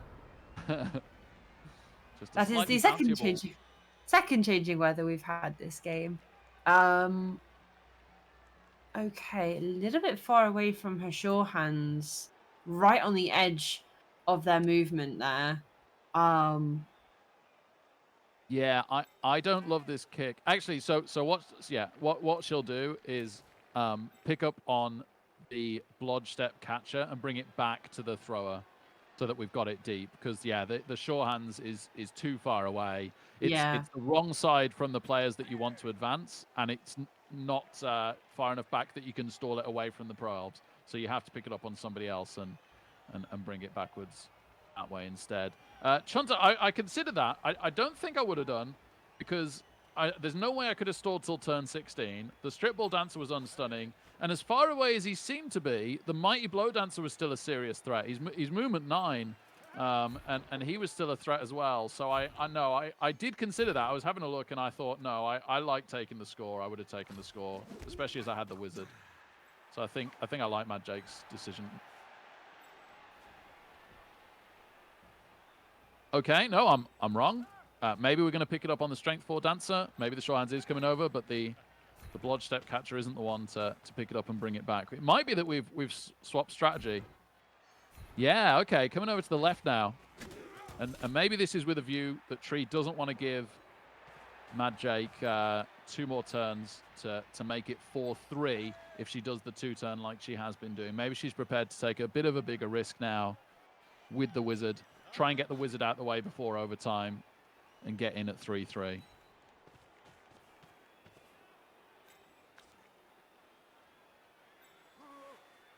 It has uniform. Tree's attrition dice have been dreadful. So some other stuff has gone okay. You know, definitely not calling it a dicing by any means. I think it's been a really good game. but the attrition dice could have done a lot more so far.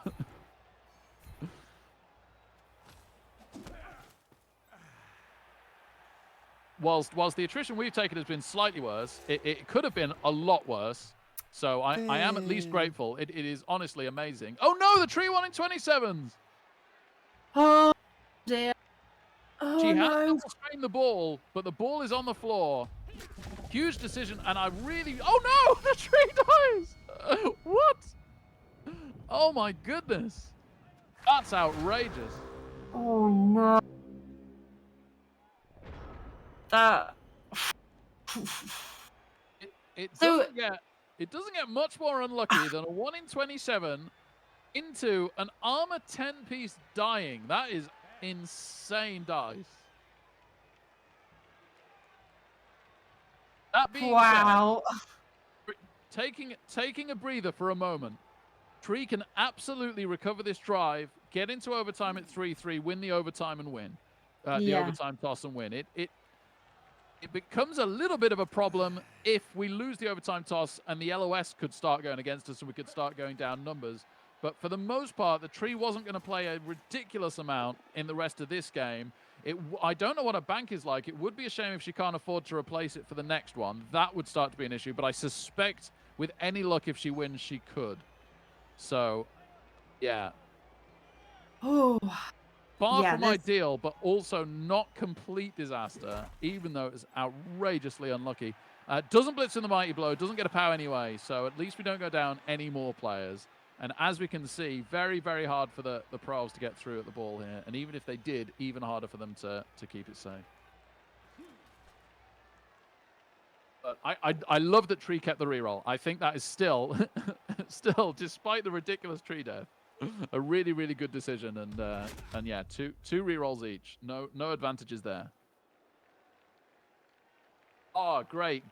Gedrossi, thank you very much. That's good news. That's really good news. So we'll definitely get the tree back for next game. That is probably the main concern with the tree dying mitigated. Yeah, and as Chamber says, that was not a good game for the tree man. The tree did not have a good game. Had a few moments of okay, it's doing some work even though it's rooted, but unfortunately that is the last I will see of Happy Little Rats. But I think Tree will be okay. I think she's had games before, Chalice games before, where she's lost the tree. So I think she might be able to hopefully keep her head and still play a good game of Blood Bowl. Like you say, she's still got options here. She's still got opportunities to push through and get the score. She's got 3 turns left, so I think she'll still have a way through. And that's the key thing. Tree's got the experience to manage the Salt, and still play a great game, because you would feel a bit hard done by there. But as long as you've got those options, like you said, then you can look at the big picture and go, well, that's annoying, but I can still win this game, so let's get on with winning it.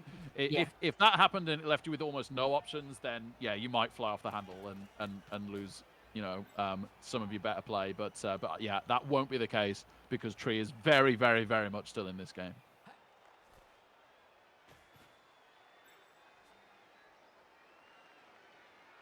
Yeah, maybe the worst thing was the turnover, Miss Yetiwan. Yeah, the tree death looks outrageous, but probably the worst thing of all of it is the turnover.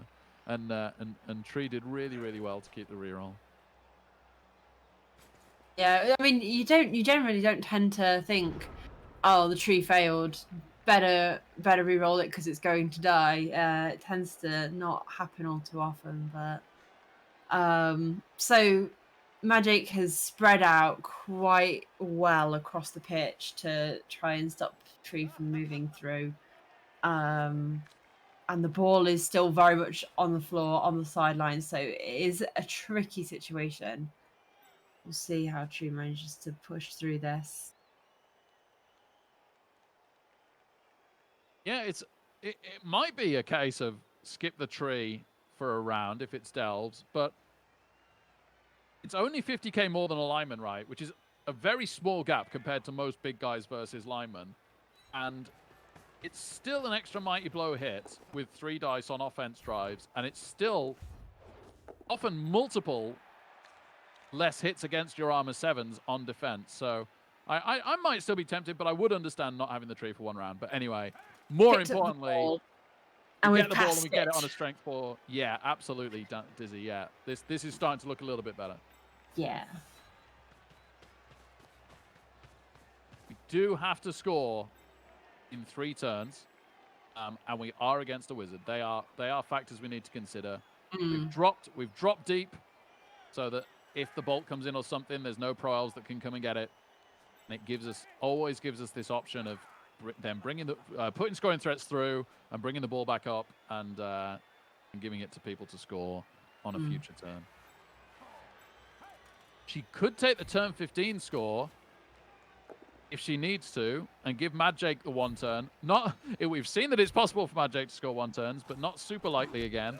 And Madjake won't want to use a reroll for it, which is normally what you have to do. And even if he succeeds, Tree would have the natty, hopefully, unless it, as long as it survives the next couple of turns, to then respond and try and 1 turn back. So really, really not the worst thing, I think Tree's thinking, to score turn 15. No. And we've seen 1 catcher go through. I'm pretty darn sure we're going to see the natty go through, hopefully screened off from the tackle mighty blow. That's what Tree will be looking at here, how she can do that. Yeah, so the next problem now is pushing things through and screening them off and gaining some ground. Yep. As much as possible. Minorly not ideal that we've got the ball on the dancer instead of the thrower in case we need to pass, but yeah, needs must. And if we have to spend a reroll to go down to 1 to get the equalizer, then far better we do that than not get the equalizer. It would, hopefully Madjake would have forgotten about the whiz, but I get the feeling that he has not forgotten about it at all.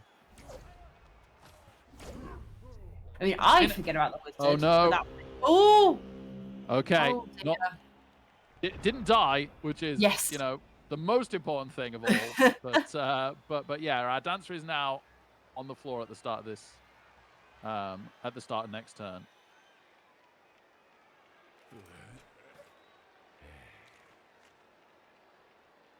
Not looking super likely that we will get the turn 15 score. It looks, for the most part, Tree's efforts went into stalling all the way to 16 here. The natty has stayed 1 square out of range. Only the blodge guard has gone through. So yeah, I suspect that we're trying to score turn 16 now instead and take it directly to overtime. Here comes the threat through. So next turn's going to be really scary, to be honest. Tree can't keep the ball deep. Tree can only have it so safe in the middle because of the wizard. And that's probably what she has to do. I think it's wizard turn next turn.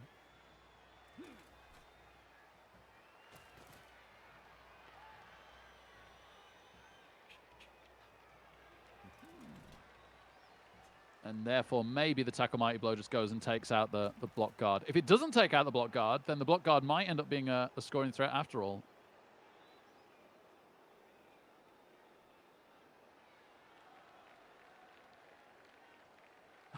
Shamba, bless you. Been there.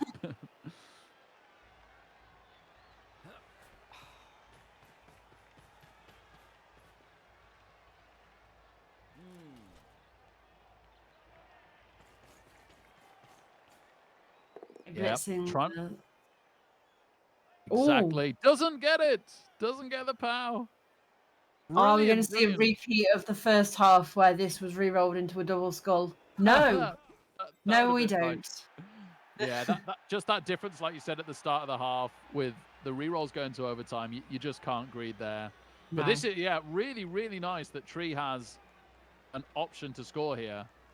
And the more that Madjake dedicates to stopping that catcher, the easier it is to protect the ball in the middle instead. So multiple options here. I personally, because of that wizard, I'm feeling a bit skittish here. I would like to see Tree score this coming turn.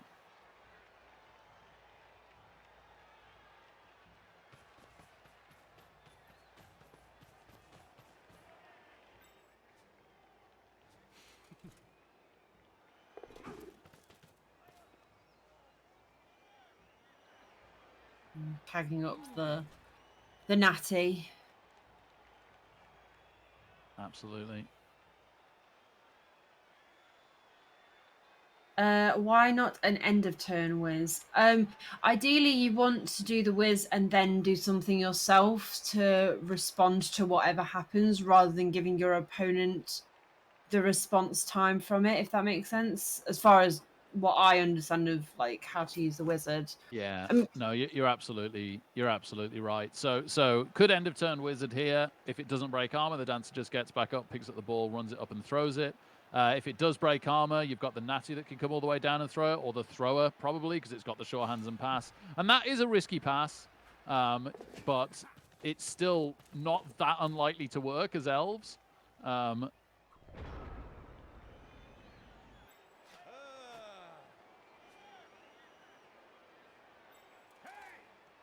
And then you've not used your wizard to its most capacity for sure.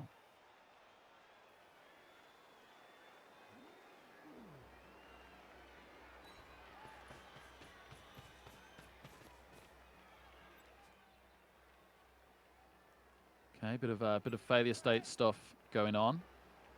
So Tree will either set up a stall around the LOS with some scoring threats, or just beyond with the ball on somebody that can score, like the natty, or the strength piece will blitz through the Rog, as we are now seeing. Gets the full power, that's nice. Well, this still gives her two options. She can set up the stall in this corner inside Madjake's half, or she can get the ball to the Blodge guard and score. I think she's looking like going to the... Going Oh, for we're the handing score. off to the Roger. Yeah, and then he passes to the guard. So she's got a decision here. Does she want to dodge the guard first and have a 2+ catch in the end zone, or does she want a 3+ catch with a shorter pass? I kind of like dodging the guard first, because then if you have to use the reroll, maybe you can resort to stalling instead. Yeah.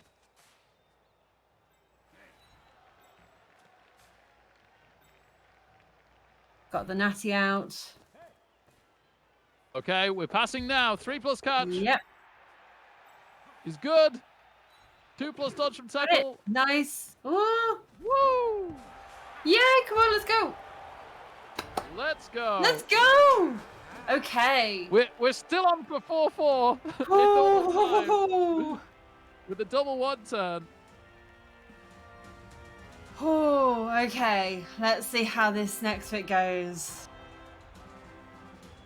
Well done, Tree. That's a brilliant result. I really, really, really like this position now.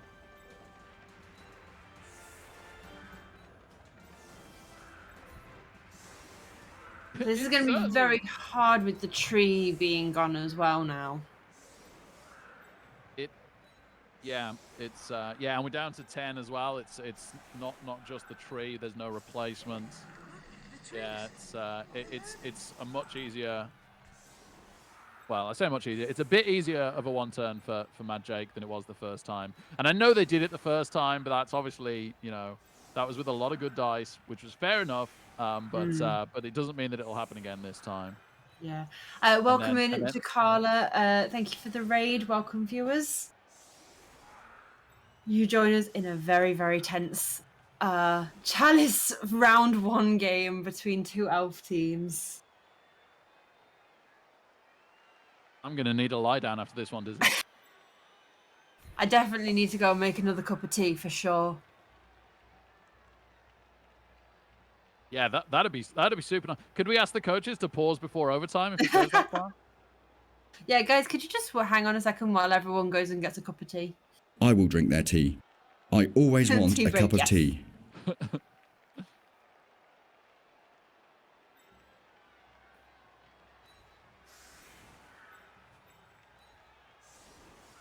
Tree putting a very wide line of scrimmage on here to try and stop the one turn.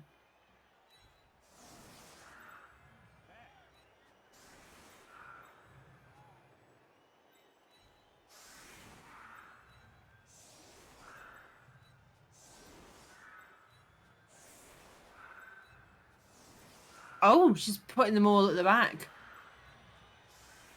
In an attempt to keep him safe, maybe, or to try and make the dodges harder. Yeah, a little bit of both. It just isn't that good of a defense when you're down to 10, unfortunately. 11 really is the magic number for the higher one-turn defense. There's plenty of dice to still be rolled here by Madjake. And not even the absolute worst result for him to succeed using a reroll, going down to one reroll. Then we get the natty. Then we get to see what the overtime toss is. Yeah. Obviously, we do hope it doesn't succeed. The only slight disadvantage to this is if the kickoff event's a blitz, could have won Tree the match. Saying that, I would have liked to have Sorry, go seen the tackle on the edges. I think there. I feel like. Oh yeah. The tackle or in. I don't know if that's trying to keep him safe, but. No, you're absolutely spot on. That'll just be. She'll be thinking about so many things right now. That one slipped to mind, but you're 100% right that the tackle pieces should be on the two edges. Yeah.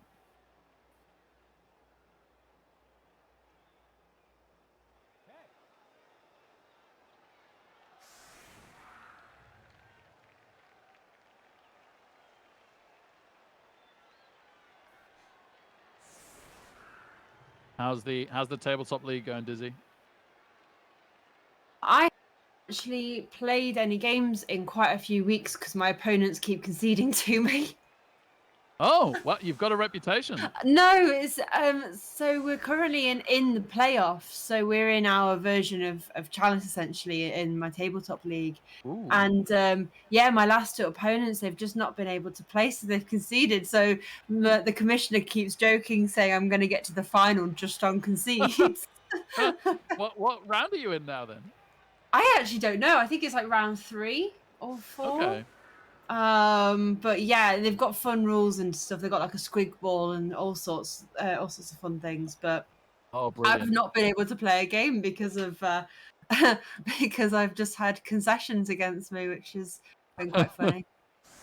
Yeah, it happens. It happens. Oh, we have thanks, another.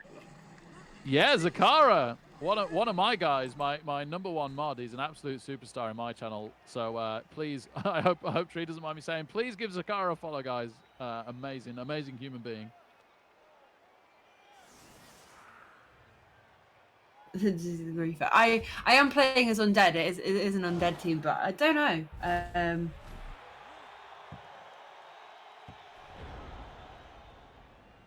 Okay, so what was that? Both teams getting an extra reroll. That's nice. Yeah, Tree finally gets in on the on the rerolls. So yeah, we're not going to be overly short of rerolls, regardless of what happens now in overtime. Minimum of 2 each.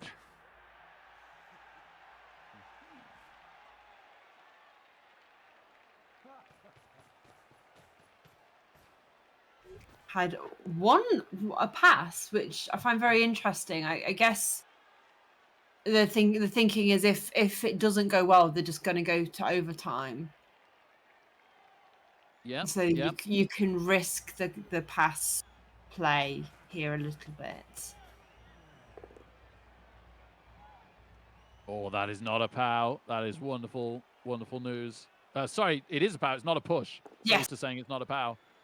Okay, so the reroll is in. There was at least an option there for Madjake to consider saving the reroll, but I think we're getting one off the kickoff event and being the most likely to get one from the overtime kickoff. It is okay to use it there. So now Madjake will have GFIs and might have a dodge if dodge pops to without the reroll. There's a push.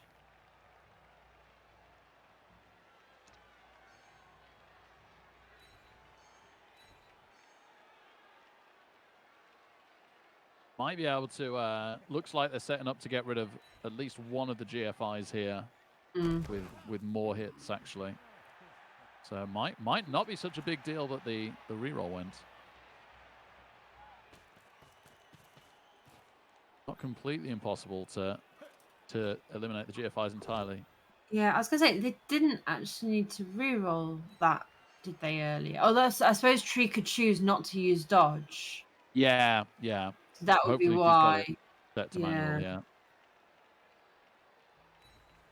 And Yeah. it was a tackle piece, so Madjake would have to have tackle set to manual.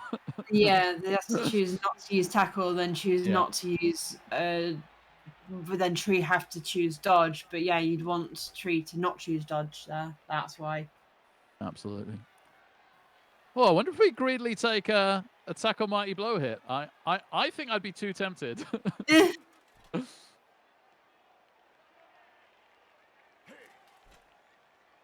Okay. Can actually make it a 3 dice as well on the Rog piece without affecting the 1 turn. Makes it as a 2. Does get a KO, so yeah, that might be quite big. Right, does Tree need to try and natty 1 turn back? Or will this fail? Do have 1 go for it without reroll.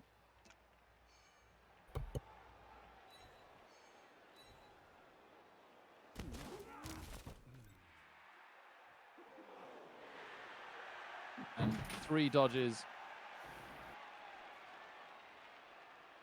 Just the 1 dodge skill, of course. I'd just like to say I've just been brought a cup of tea. Oh, jealous.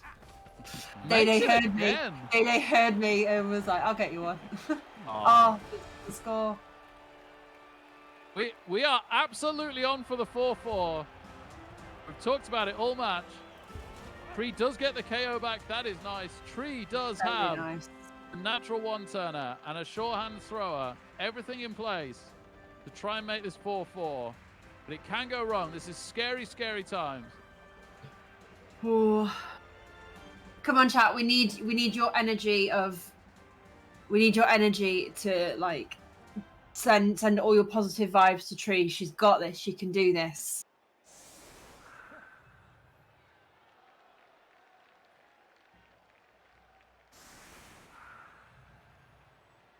Then if Tree makes this, the overtime toss is absolutely gigantic.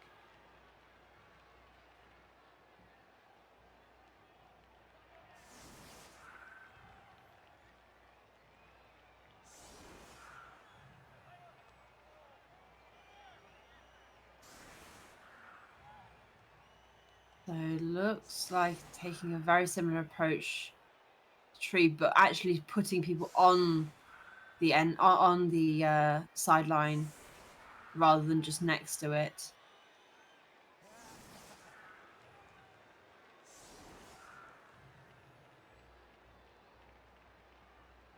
Yeah, Madjake has the advantage of 11 players. You still need to backline against natural 1-turners. There's no point doing any sort of higher defense because you can't cover all sides of the pitch.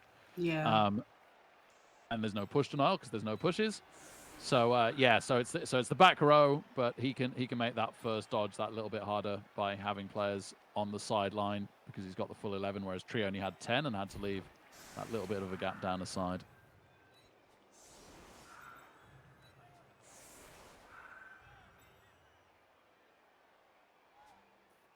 Oh gosh, you know what, Dizzy? I just realized if Tree had the tackle piece on the side, like you said, that last dodge that popped would have been a fail. Yeah.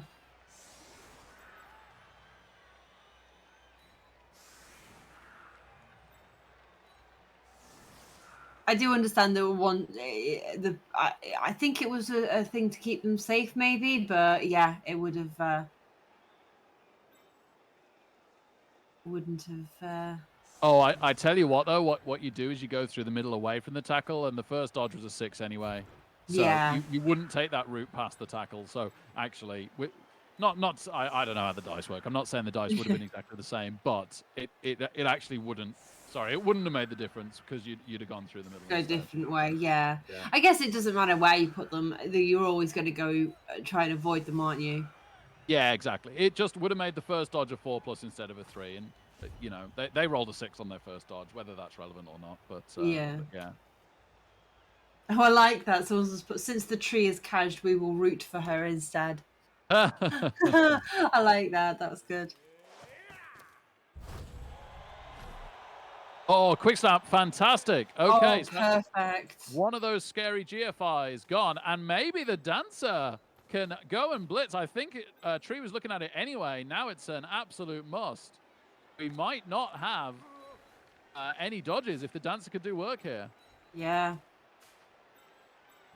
You can take out that catcher or the lineman. Either of those two.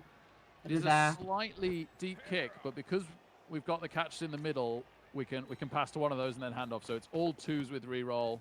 That part at least not too scary unless we get very unlucky. The War Dancer blitz, and then the potential maybe dodges, maybe not, and the GFIs is where this is at. But yeah, the quick snap was awesome. This game will be going up on YouTube. So if you have not watched this entire game, you'll have an opportunity to once it goes up. All of it is going is all working for Tree so far. So keep your good energy going. This is only a few more things left to do now.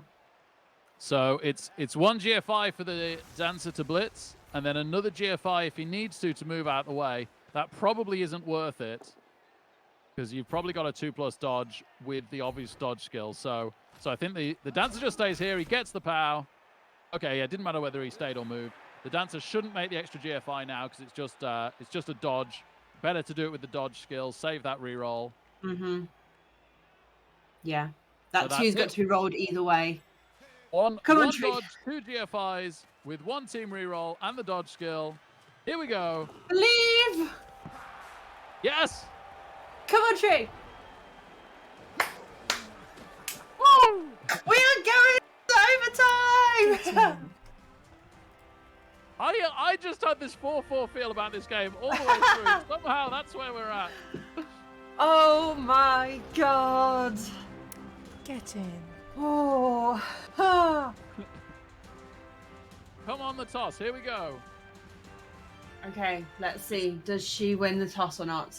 It's not over either way, because on one side Tree has the dancers and on the other side Madjake has the wizard, but it certainly helps. Oh, Madjake's won the toss. Oh. So the dancers are going to really, really have to do work. Oh. It's a shame to be setting up without the tree, but that's where we're at. Yeah. We've got the tree that really matters, and that's MisspelledTree. Oh, it looks like we're having a small break. Chat, this is your opportunity. Go and grab yourselves a cup of tea, get a snack, or, you know, have a loo break. This is your opportunity. I'm sure some of you I will drink their tea. have been very tense always want a cup of tea. Game, so have a small break while they get their moment, and yeah, take a breather. That was a very exciting second half, but now we've got to get back into the mindset. We're in overtime. Gotta keep supporting Tree and hope that she manages to pull this off. Tea and a wee. Yeah, go have some tea and a wee.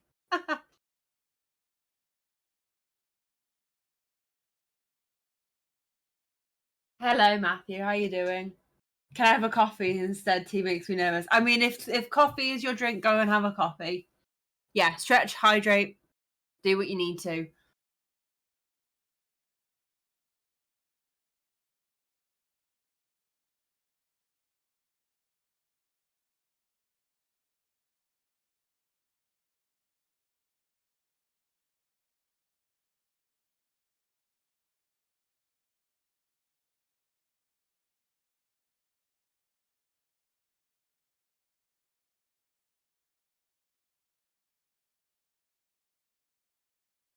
Oh, you just selected your graduation. Nice. You didn't show me and didn't get me to help you. Okay, fair enough.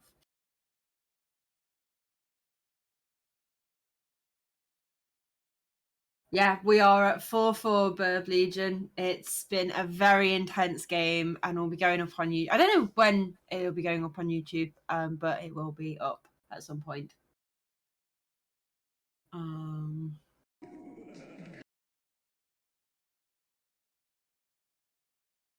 Oh, okay. There was one that was just yeah. I still would have liked to have seen them Day Day.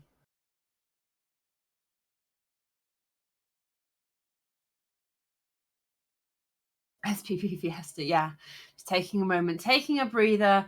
It was very, very tense. Those 2-1 turns right at the very end there. Both were, very high energy and a lot going on and a lot of cheering and everything. So we just need to take a moment. I'm sure Tree needs to have a moment as well. Like, you can just imagine how insane that was for her there, to worry about that. But I'm sure she'll... You've got Ross. Ross has joined us back now. He's on camera again, taking a little lie down.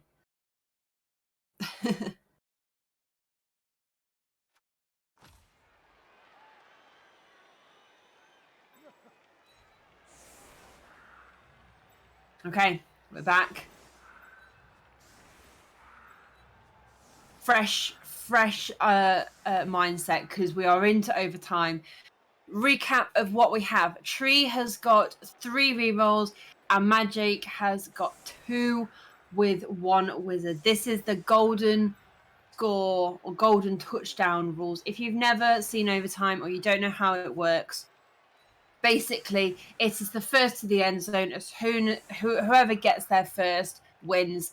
We do not have to reach the turn 24, so it is really important who wins the kickoff, which Madjake did and obviously has chosen to receive, which could be which makes Tree's job much more difficult. She's now got to stop the score and has got to score herself instead.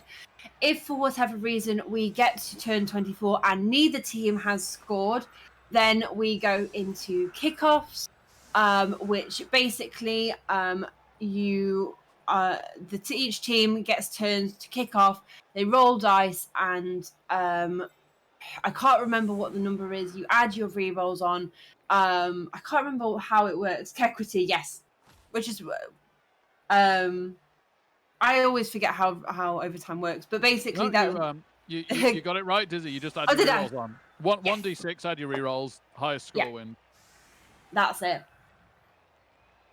Yeah, so that's why in the second half, keeping hold of your rerolls was so important for both teams, and Tree having the more rerolls is much more important.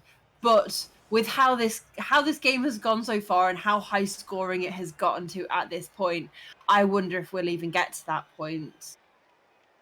Very unlikely. You never know, but yeah, one of the least likely matches to go to kicks I could possibly imagine. Yeah. Very, very capable of scoring teams. Also very capable of sacking teams, though, particularly Trees, but then Madjake has the Wizards, so that's the only way we get to kicks, really, is if Tree gets in the sack and the ball bobbles around a bit, and then Madjake Wizards it back, and then Tree sacks again, and the back and forth goes all the way through to turn 24. Not very likely, but it is a possibility. Yeah, Tree won't let Madjake score without a fight, which goes without saying, but also with these dancers, the fight that she can give is significant. Yes, definitely.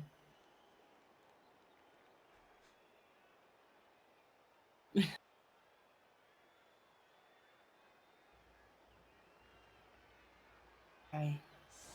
Looks like she's gone for half columns, half boat kind of setup here. Without the Tree, defending does become a bit more difficult. Tree does not have a kick skill, but Madjake does have a kick skill, so that's why before we had such deep kicks and things like that.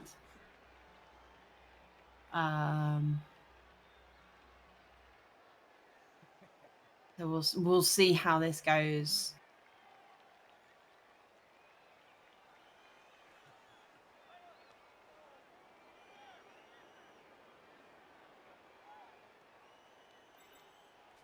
So one upside of being this point in the match, Madjake isn't looking for the attrition. Good if Tree does manage to turn this around and win. Good for the health of our team. Yeah, like I mentioned earlier, the golden touchdown, which you don't want to be fighting all too much. You want to just try and score and just push through. So we'll see if Tree is able to do that.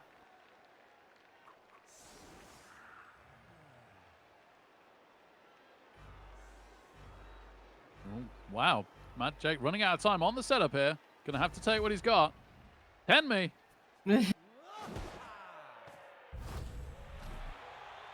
Oh, we've got an extra rerolls. Just absolutely astronomical value from the coaches and cheerleaders for Madjake, but at least on the last two, Tree's been in on it as well. So Yeah. so the equity remains slightly in Tree's favor. Okay, we are immediately seeing scoring threats. This might be a problem for Tree. So they can get the ball. They can do the two-turn, the threaten turn. They can do it much better now with Tree down a player than they could originally. So they can get the ball and have it deep on a thrower, have multiple scoring threats in, and then if they successfully make a pass handoff play next turn, there's no point that the dancers in that can sack the ball. The ball is never in their range. So this is the concern here.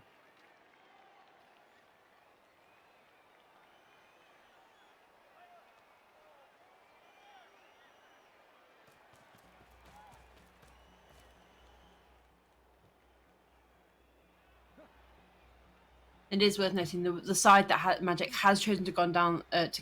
It has got the side of the movement up pieces as well, though. So Tree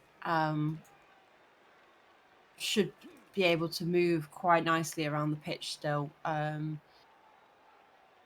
Yeah, we still probably just, well, one option at least is still just to blitz this most further forwards catcher, and then screen off this side. We have to see where this blodge step tackle catcher goes. If Madjake puts that down the other side, then we're really struggling to cover all the scoring options as effectively as we'd like. But he might reinforce the ball or the side that he's pushing down with it.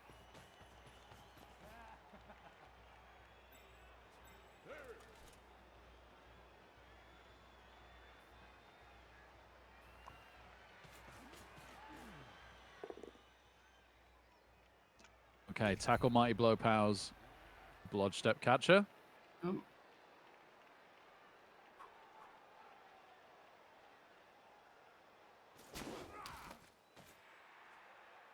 Armor holds. That's a nice added bonus. Yeah, it's been crazy the variety in attrition here. Oh, okay.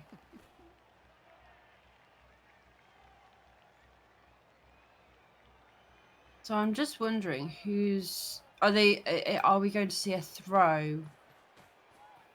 I think we hold it deep this turn and we throw it next turn. Okay, I'm starting to feel a little bit more confident now they didn't put that catcher through, that we can screen off these elves. We just take down the most further forwards catcher, the blodge one, and then we can screen off the rest. And put at least one player through. Again, I'd probably just use the strength lineman to go and threaten the ball, that it can't just hang around casually. Yeah.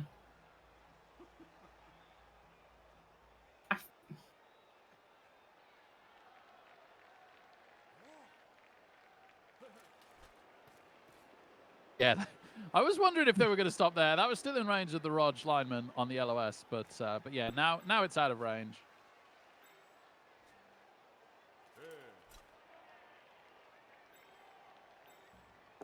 Not completely insignificant at the end if one of the Rog linemen can double GFI to take that front square in front of the thrower. That'd be a little uncomfortable for them, particularly if we can force the blitz somewhere else.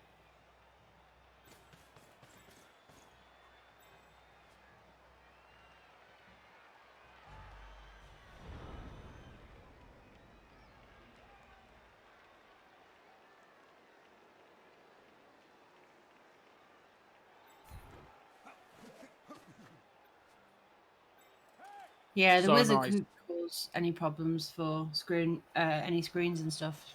Sorry. Oh no, it's okay. It's so hard not to start sentences at the same time as commentators. But yeah, so nice that the blodge step catcher didn't armor break, because that's a really nice place for that to stand and cause a lot of trouble. That would have been so nice as a POW. We can still screen this though. We are seeing Tree do exactly what I was hoping she'd do. Just would have been a little bit nicer to have got that catcher on his bum. But yeah, we can screen in front of these now.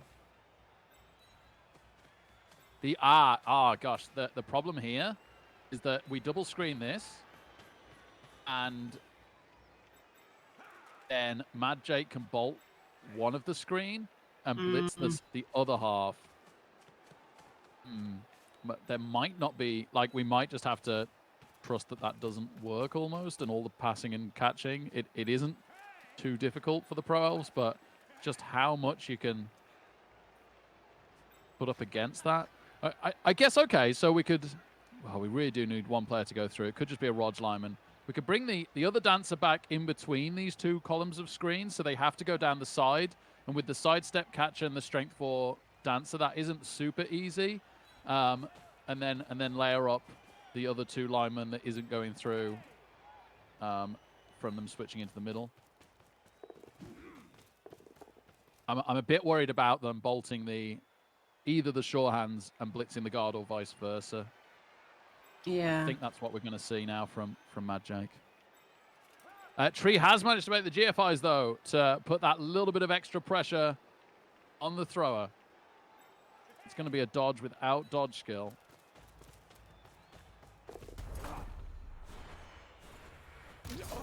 Oh, there's the... Oh, okay, so that's one of the rerolls gone.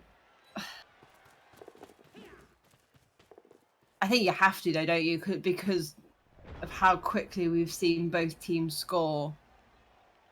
So, what Tree? Yeah, definitely. What Tree's managed to do here to give herself just a little bit more of a chance is now the thrower needs to double dodge. There's 2+2 for him to get through and do a 2+ catch to the blodge step tackle catcher. So, 2+2 with just one team reroll and then the team reroll gone for the turn. That could fail. So we do see the bolt. Oh, I really think they should have gone through the guard sure hands, because if they don't get a POW now on this sidestep catcher, they could just fill the square in front of it. Okay, no, they do just need a push. All they got to do is fill the direct square in front of it, and then it can't sidestep to keep the screen up. Shame that the bolt worked.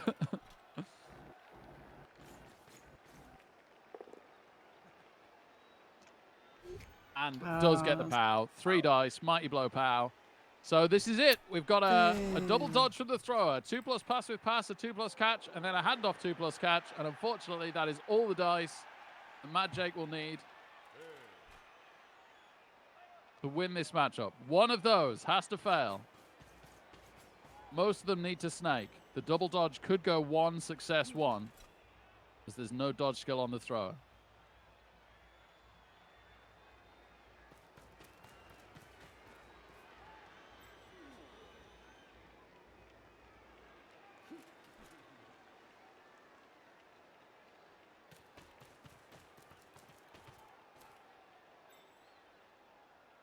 So, covering all fail states.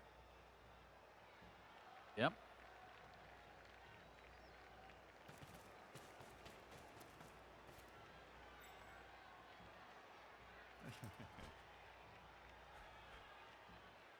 There was ever a time for snakes.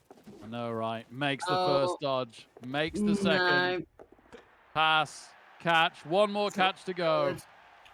Need a miracle snake on the final catch.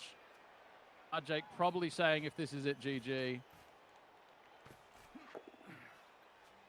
Sorry, guys. We're done. That's it. What an effort. What a match. Oh. In the end, the overtime toss was mostly the deciding factor, but it was an absolute epic. Really well played from both. Oh, yeah. It was a very, very good game. I love really shows you the power of elves. Yeah, it did. Yeah, this was an elf clinic, and the strategies of both to counter the wizards and the dancers was immaculate. You know, just occasionally we saw the odd thing in the execution that we could have tweaked, but you know, who doesn't do the odd thing? You know, for the most part, Oh, it was a lesson. Like I learned things watching this game. Yeah, this was a lesson in elfing, It was. if ever there was one. Hi From both sides, guys. really well. Hey. I'm gutted. I'm not even going to Tree, pretend. so I'm sorry. absolutely heartbroken. Yeah. That was insane. We were just saying that was an absolute masterclass in how to play elves. It was insane. I mean, hats off to Madjake first of all, because he played brilliantly. Like, I don't think any part of me thinks that I was, the better coach in that matchup. I made a couple of mistakes that were a little sloppy, like on the last one turn, I didn't put tackle on the edges, but it definitely felt like not getting a single pro elf off for the entire game has to be pretty unlikely. For the amount the attrition was just ridiculous from both sides. Like, yeah, and he took out a catcher with the first hit on it, then killed the war dancer with a not even mighty bow hit, and then we couldn't even get rid of one of them, and we did go for them, like we really did. Yeah, hugely low rolled the attrition dice, which made life a lot harder. It was still an amazing game. It still could have gone either way. Like, if you win the overtime toss, it wouldn't have even mattered almost. Yeah, for sure. I mean, there was lots of things that could have gone differently, right? Like, if he doesn't make the one turn at the end of the first half, then we're up the whole time instead of chasing the game. And that was, hats off to Madjake again, because he did all of his blocks perfectly. But there was some 1-in-9s there, right? And there was some 1-in-9s on that score. There was some 1-in-9s on some later scores. Like, if any of those had just gone our way, then I think we could have had it. And we did sack the ball on one of the drives and put it on the floor. And if the scatters had been a bit better, we could have had it. We were just sort of looking for that one turn to give us the break, and we just never quite found it. As Chat is saying, it was such an incredible game to watch. Like, one of the most entertaining. And I often, a fair amount of times I've seen this. The fate of an amazing team in Chalice isn't to win, but it's to put in an incredible, entertaining game. And unfortunately, that was the fate for this team. But it was an incredibly entertaining game. It was really something. I really had a hunch with this team that this is how this was going to go, because we had a lucky and much sort of better than expected run on what I thought was not a very special Dark Elf team, and I certainly don't think I'm a very special Dark Elf coach. And I just sort of felt like, you're due the kick in the teeth from the dice, and it wasn't a dicing. I'm not trying to present it as that at all. But if we get rid of like that movement 9 catcher who we got a few nice hits on with Mighty Blow quite early in the game, if we got rid of that as easy as he got rid of some of our players, then that takes away everything, right? Like, that takes away the one turns, that takes away everything. And we just I don't know. Like, I think the other thing that I was really pleased with myself about was I felt like, and let's see if the dice hold me out. Yeah, I felt like I made him roll a heap of dodges, like a heap, because it's a numbers game with elves, right? The snakes should come eventually. And actually, I don't think there were any snakes in this game at all on either side, so not for me either. There were double skulls. Yeah. So if you count those as technically snakes, then I think he had more. I think he'd had more of those than you did. He did. Madjake had some double skulls at the beginning of the game, and on turn 1, that's one of the big mistakes I made, was positioning my strength for war dancer. He could have killed my strength for war dancer in turn 1 because I positioned it badly, so that could have changed things a lot as well. But yeah, this was like, so I don't have a whiteboard like Gdanik does, but this was one of my notes I'd made for myself of like how to try to win the game, and it was make him dodge more than you're dodging. And I mean, it's not close. Like, I did 16 with 5 failures, so actually pretty rotten numbers there for me, and he did 40 with 6 failures. Like, that was some deliberate. Of those are 3+. Yeah. So I think I don't know, I feel like I was a little unlucky. I can't call it dicing, it's not that at all. I think Madjake played brilliantly and played better than me, but I was sort of hoping that playing well enough with the much better team might get me across the line, but it didn't. I'm just so gutted. Like, I've had such a sort of long wait to play this team again after after parking them and like the YouTube series is going up now, and I've been really sort of remembering how much fun they were and the potential of them, and now it just feels like, oh, you just get the one game, you don't get any more. Yeah, I've had a few heartbreaking Chalice exits, and this is definitely one of those. You know, I know exactly how you feel right now, and it'll take you a few days to fully get over it. And I'm sorry about that. I really enjoyed both how you played to avoid the wizard with the 2 turning and the keeping the ball deep, and Madjake did a similar thing against your dancers. Sorry, I've got a very upset daughter just joining me in the background. She just heard of the result. Yeah, I really like the way that both of you played the drives on offense, because it was a super hard game on offense for both teams. And I thought your patience with the dancers in the first half was really good, and just kept the pressure up, and then you pulled the trigger in the second half at the right time. I like that a lot as well. Yeah. Man, if those scatters had just got a bit better. I wasn't necessarily like in a mindset in the first half of you're not going to use the war dances going in, but after he removed that one, it was so annoying, because I was really pleased with the turn before that I isolated his mighty bow. I was like, so if you want to blitz this war dancer, you can't do it with mighty bow. And so he just came around and hit it without mighty bow and injured it anyway. And I was like, oh, flip off. Yeah. But yeah, that removal massively reduced my aggression on that drive, because I was going to try and make a play on the ball probably the next turn actually after that hit. Right. And then losing one, using the app, I was like, it's a long game. Don't burn it right away.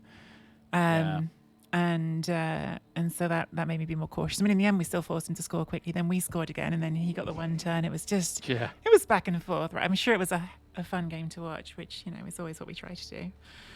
4-4 in normal time between 2 Chalice level coaches. You know, that's fantastic entertainment, I tell you right now. Yeah.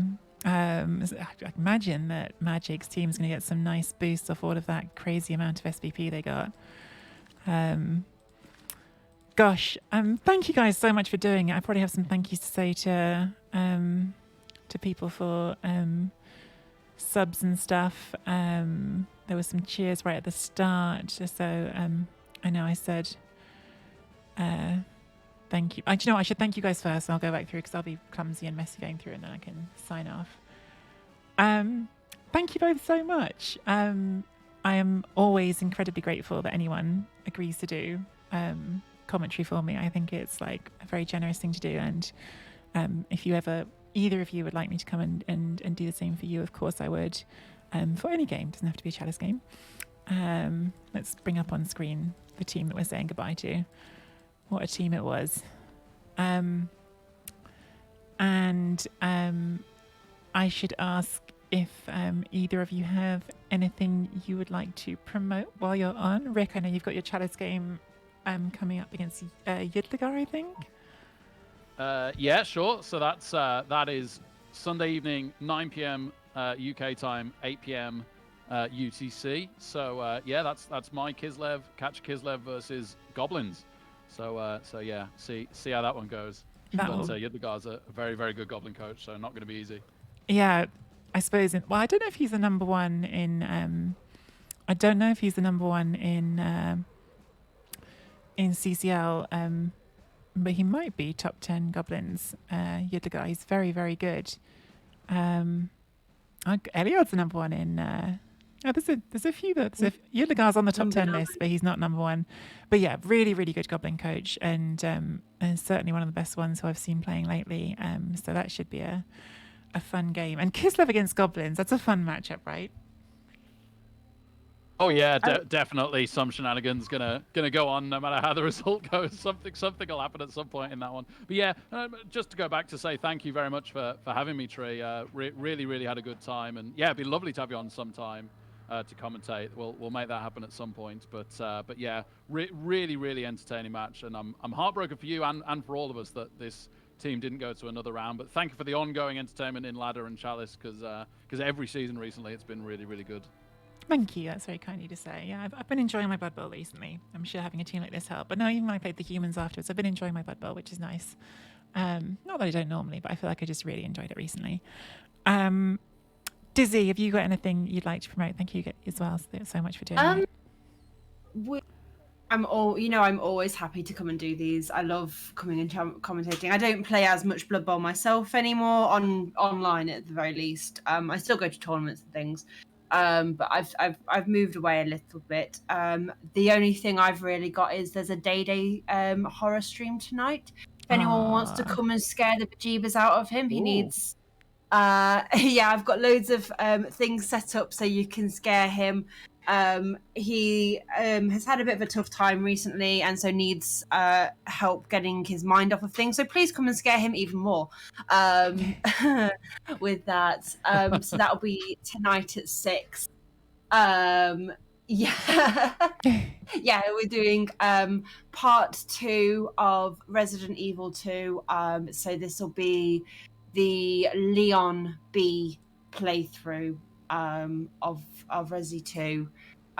So yeah, come along, scare him. We've got loads of jump scare sounds that you can use both in commands, both on sound alerts, all sorts of fun things. And it's going to be a laugh. We're going to have a good time. Definitely do that, guys. I've been on and watched those streams on the regular. They're a lot of fun. Day getting terrified. Day is Dizzy's partner, if anyone doesn't know. They're heaps of fun, and there's lots of sort of free sound alerts that you can use to bother him with, even if you don't want to spend bits on them. And I will say again as well, because I said it at the beginning of the stream, Dizzy is so close to 1,000 Twitch followers, guys. Come on, let's get her over the hump. She's a lovely streamer. Let's do that thing. All right, guys. Thank you both. I will do a little sign off myself, and then I'm going to raid somewhere because I don't have another game of Blood Bowl in me. I'm too heartbroken right now. But thank you again both for doing it. Thanks, Tree. All right, guys. That's going to be it from me today. I will. My ask from you all is, if you are still here and watching and you would like to support the content, I would love it if you could go to the YouTube channel and hit the subscribe button. I'm gutted that this run didn't go a little bit further because the YouTube channel, the game's going up one game at a time at the moment, and I feel like people are really enjoying them. We've had lots of sort of activity there. We're up over 100 views a day, which is quite nice, like little landmarks. So if anyone does feel like doing that, I do really appreciate it. I've mentioned already in the last couple of streams, I'm trying to make a little push for Twitch partner at the moment, and they do sort of ask you like, are you on other platforms and stuff? So being able to show them the YouTube does all help. So if you are so inclined to go and do that, that'd be very kind. And if you're watching this on YouTube, if you've come to this later and you didn't start here watching on Twitch, then thank you for watching. Don't forget to hit a like and subscribe.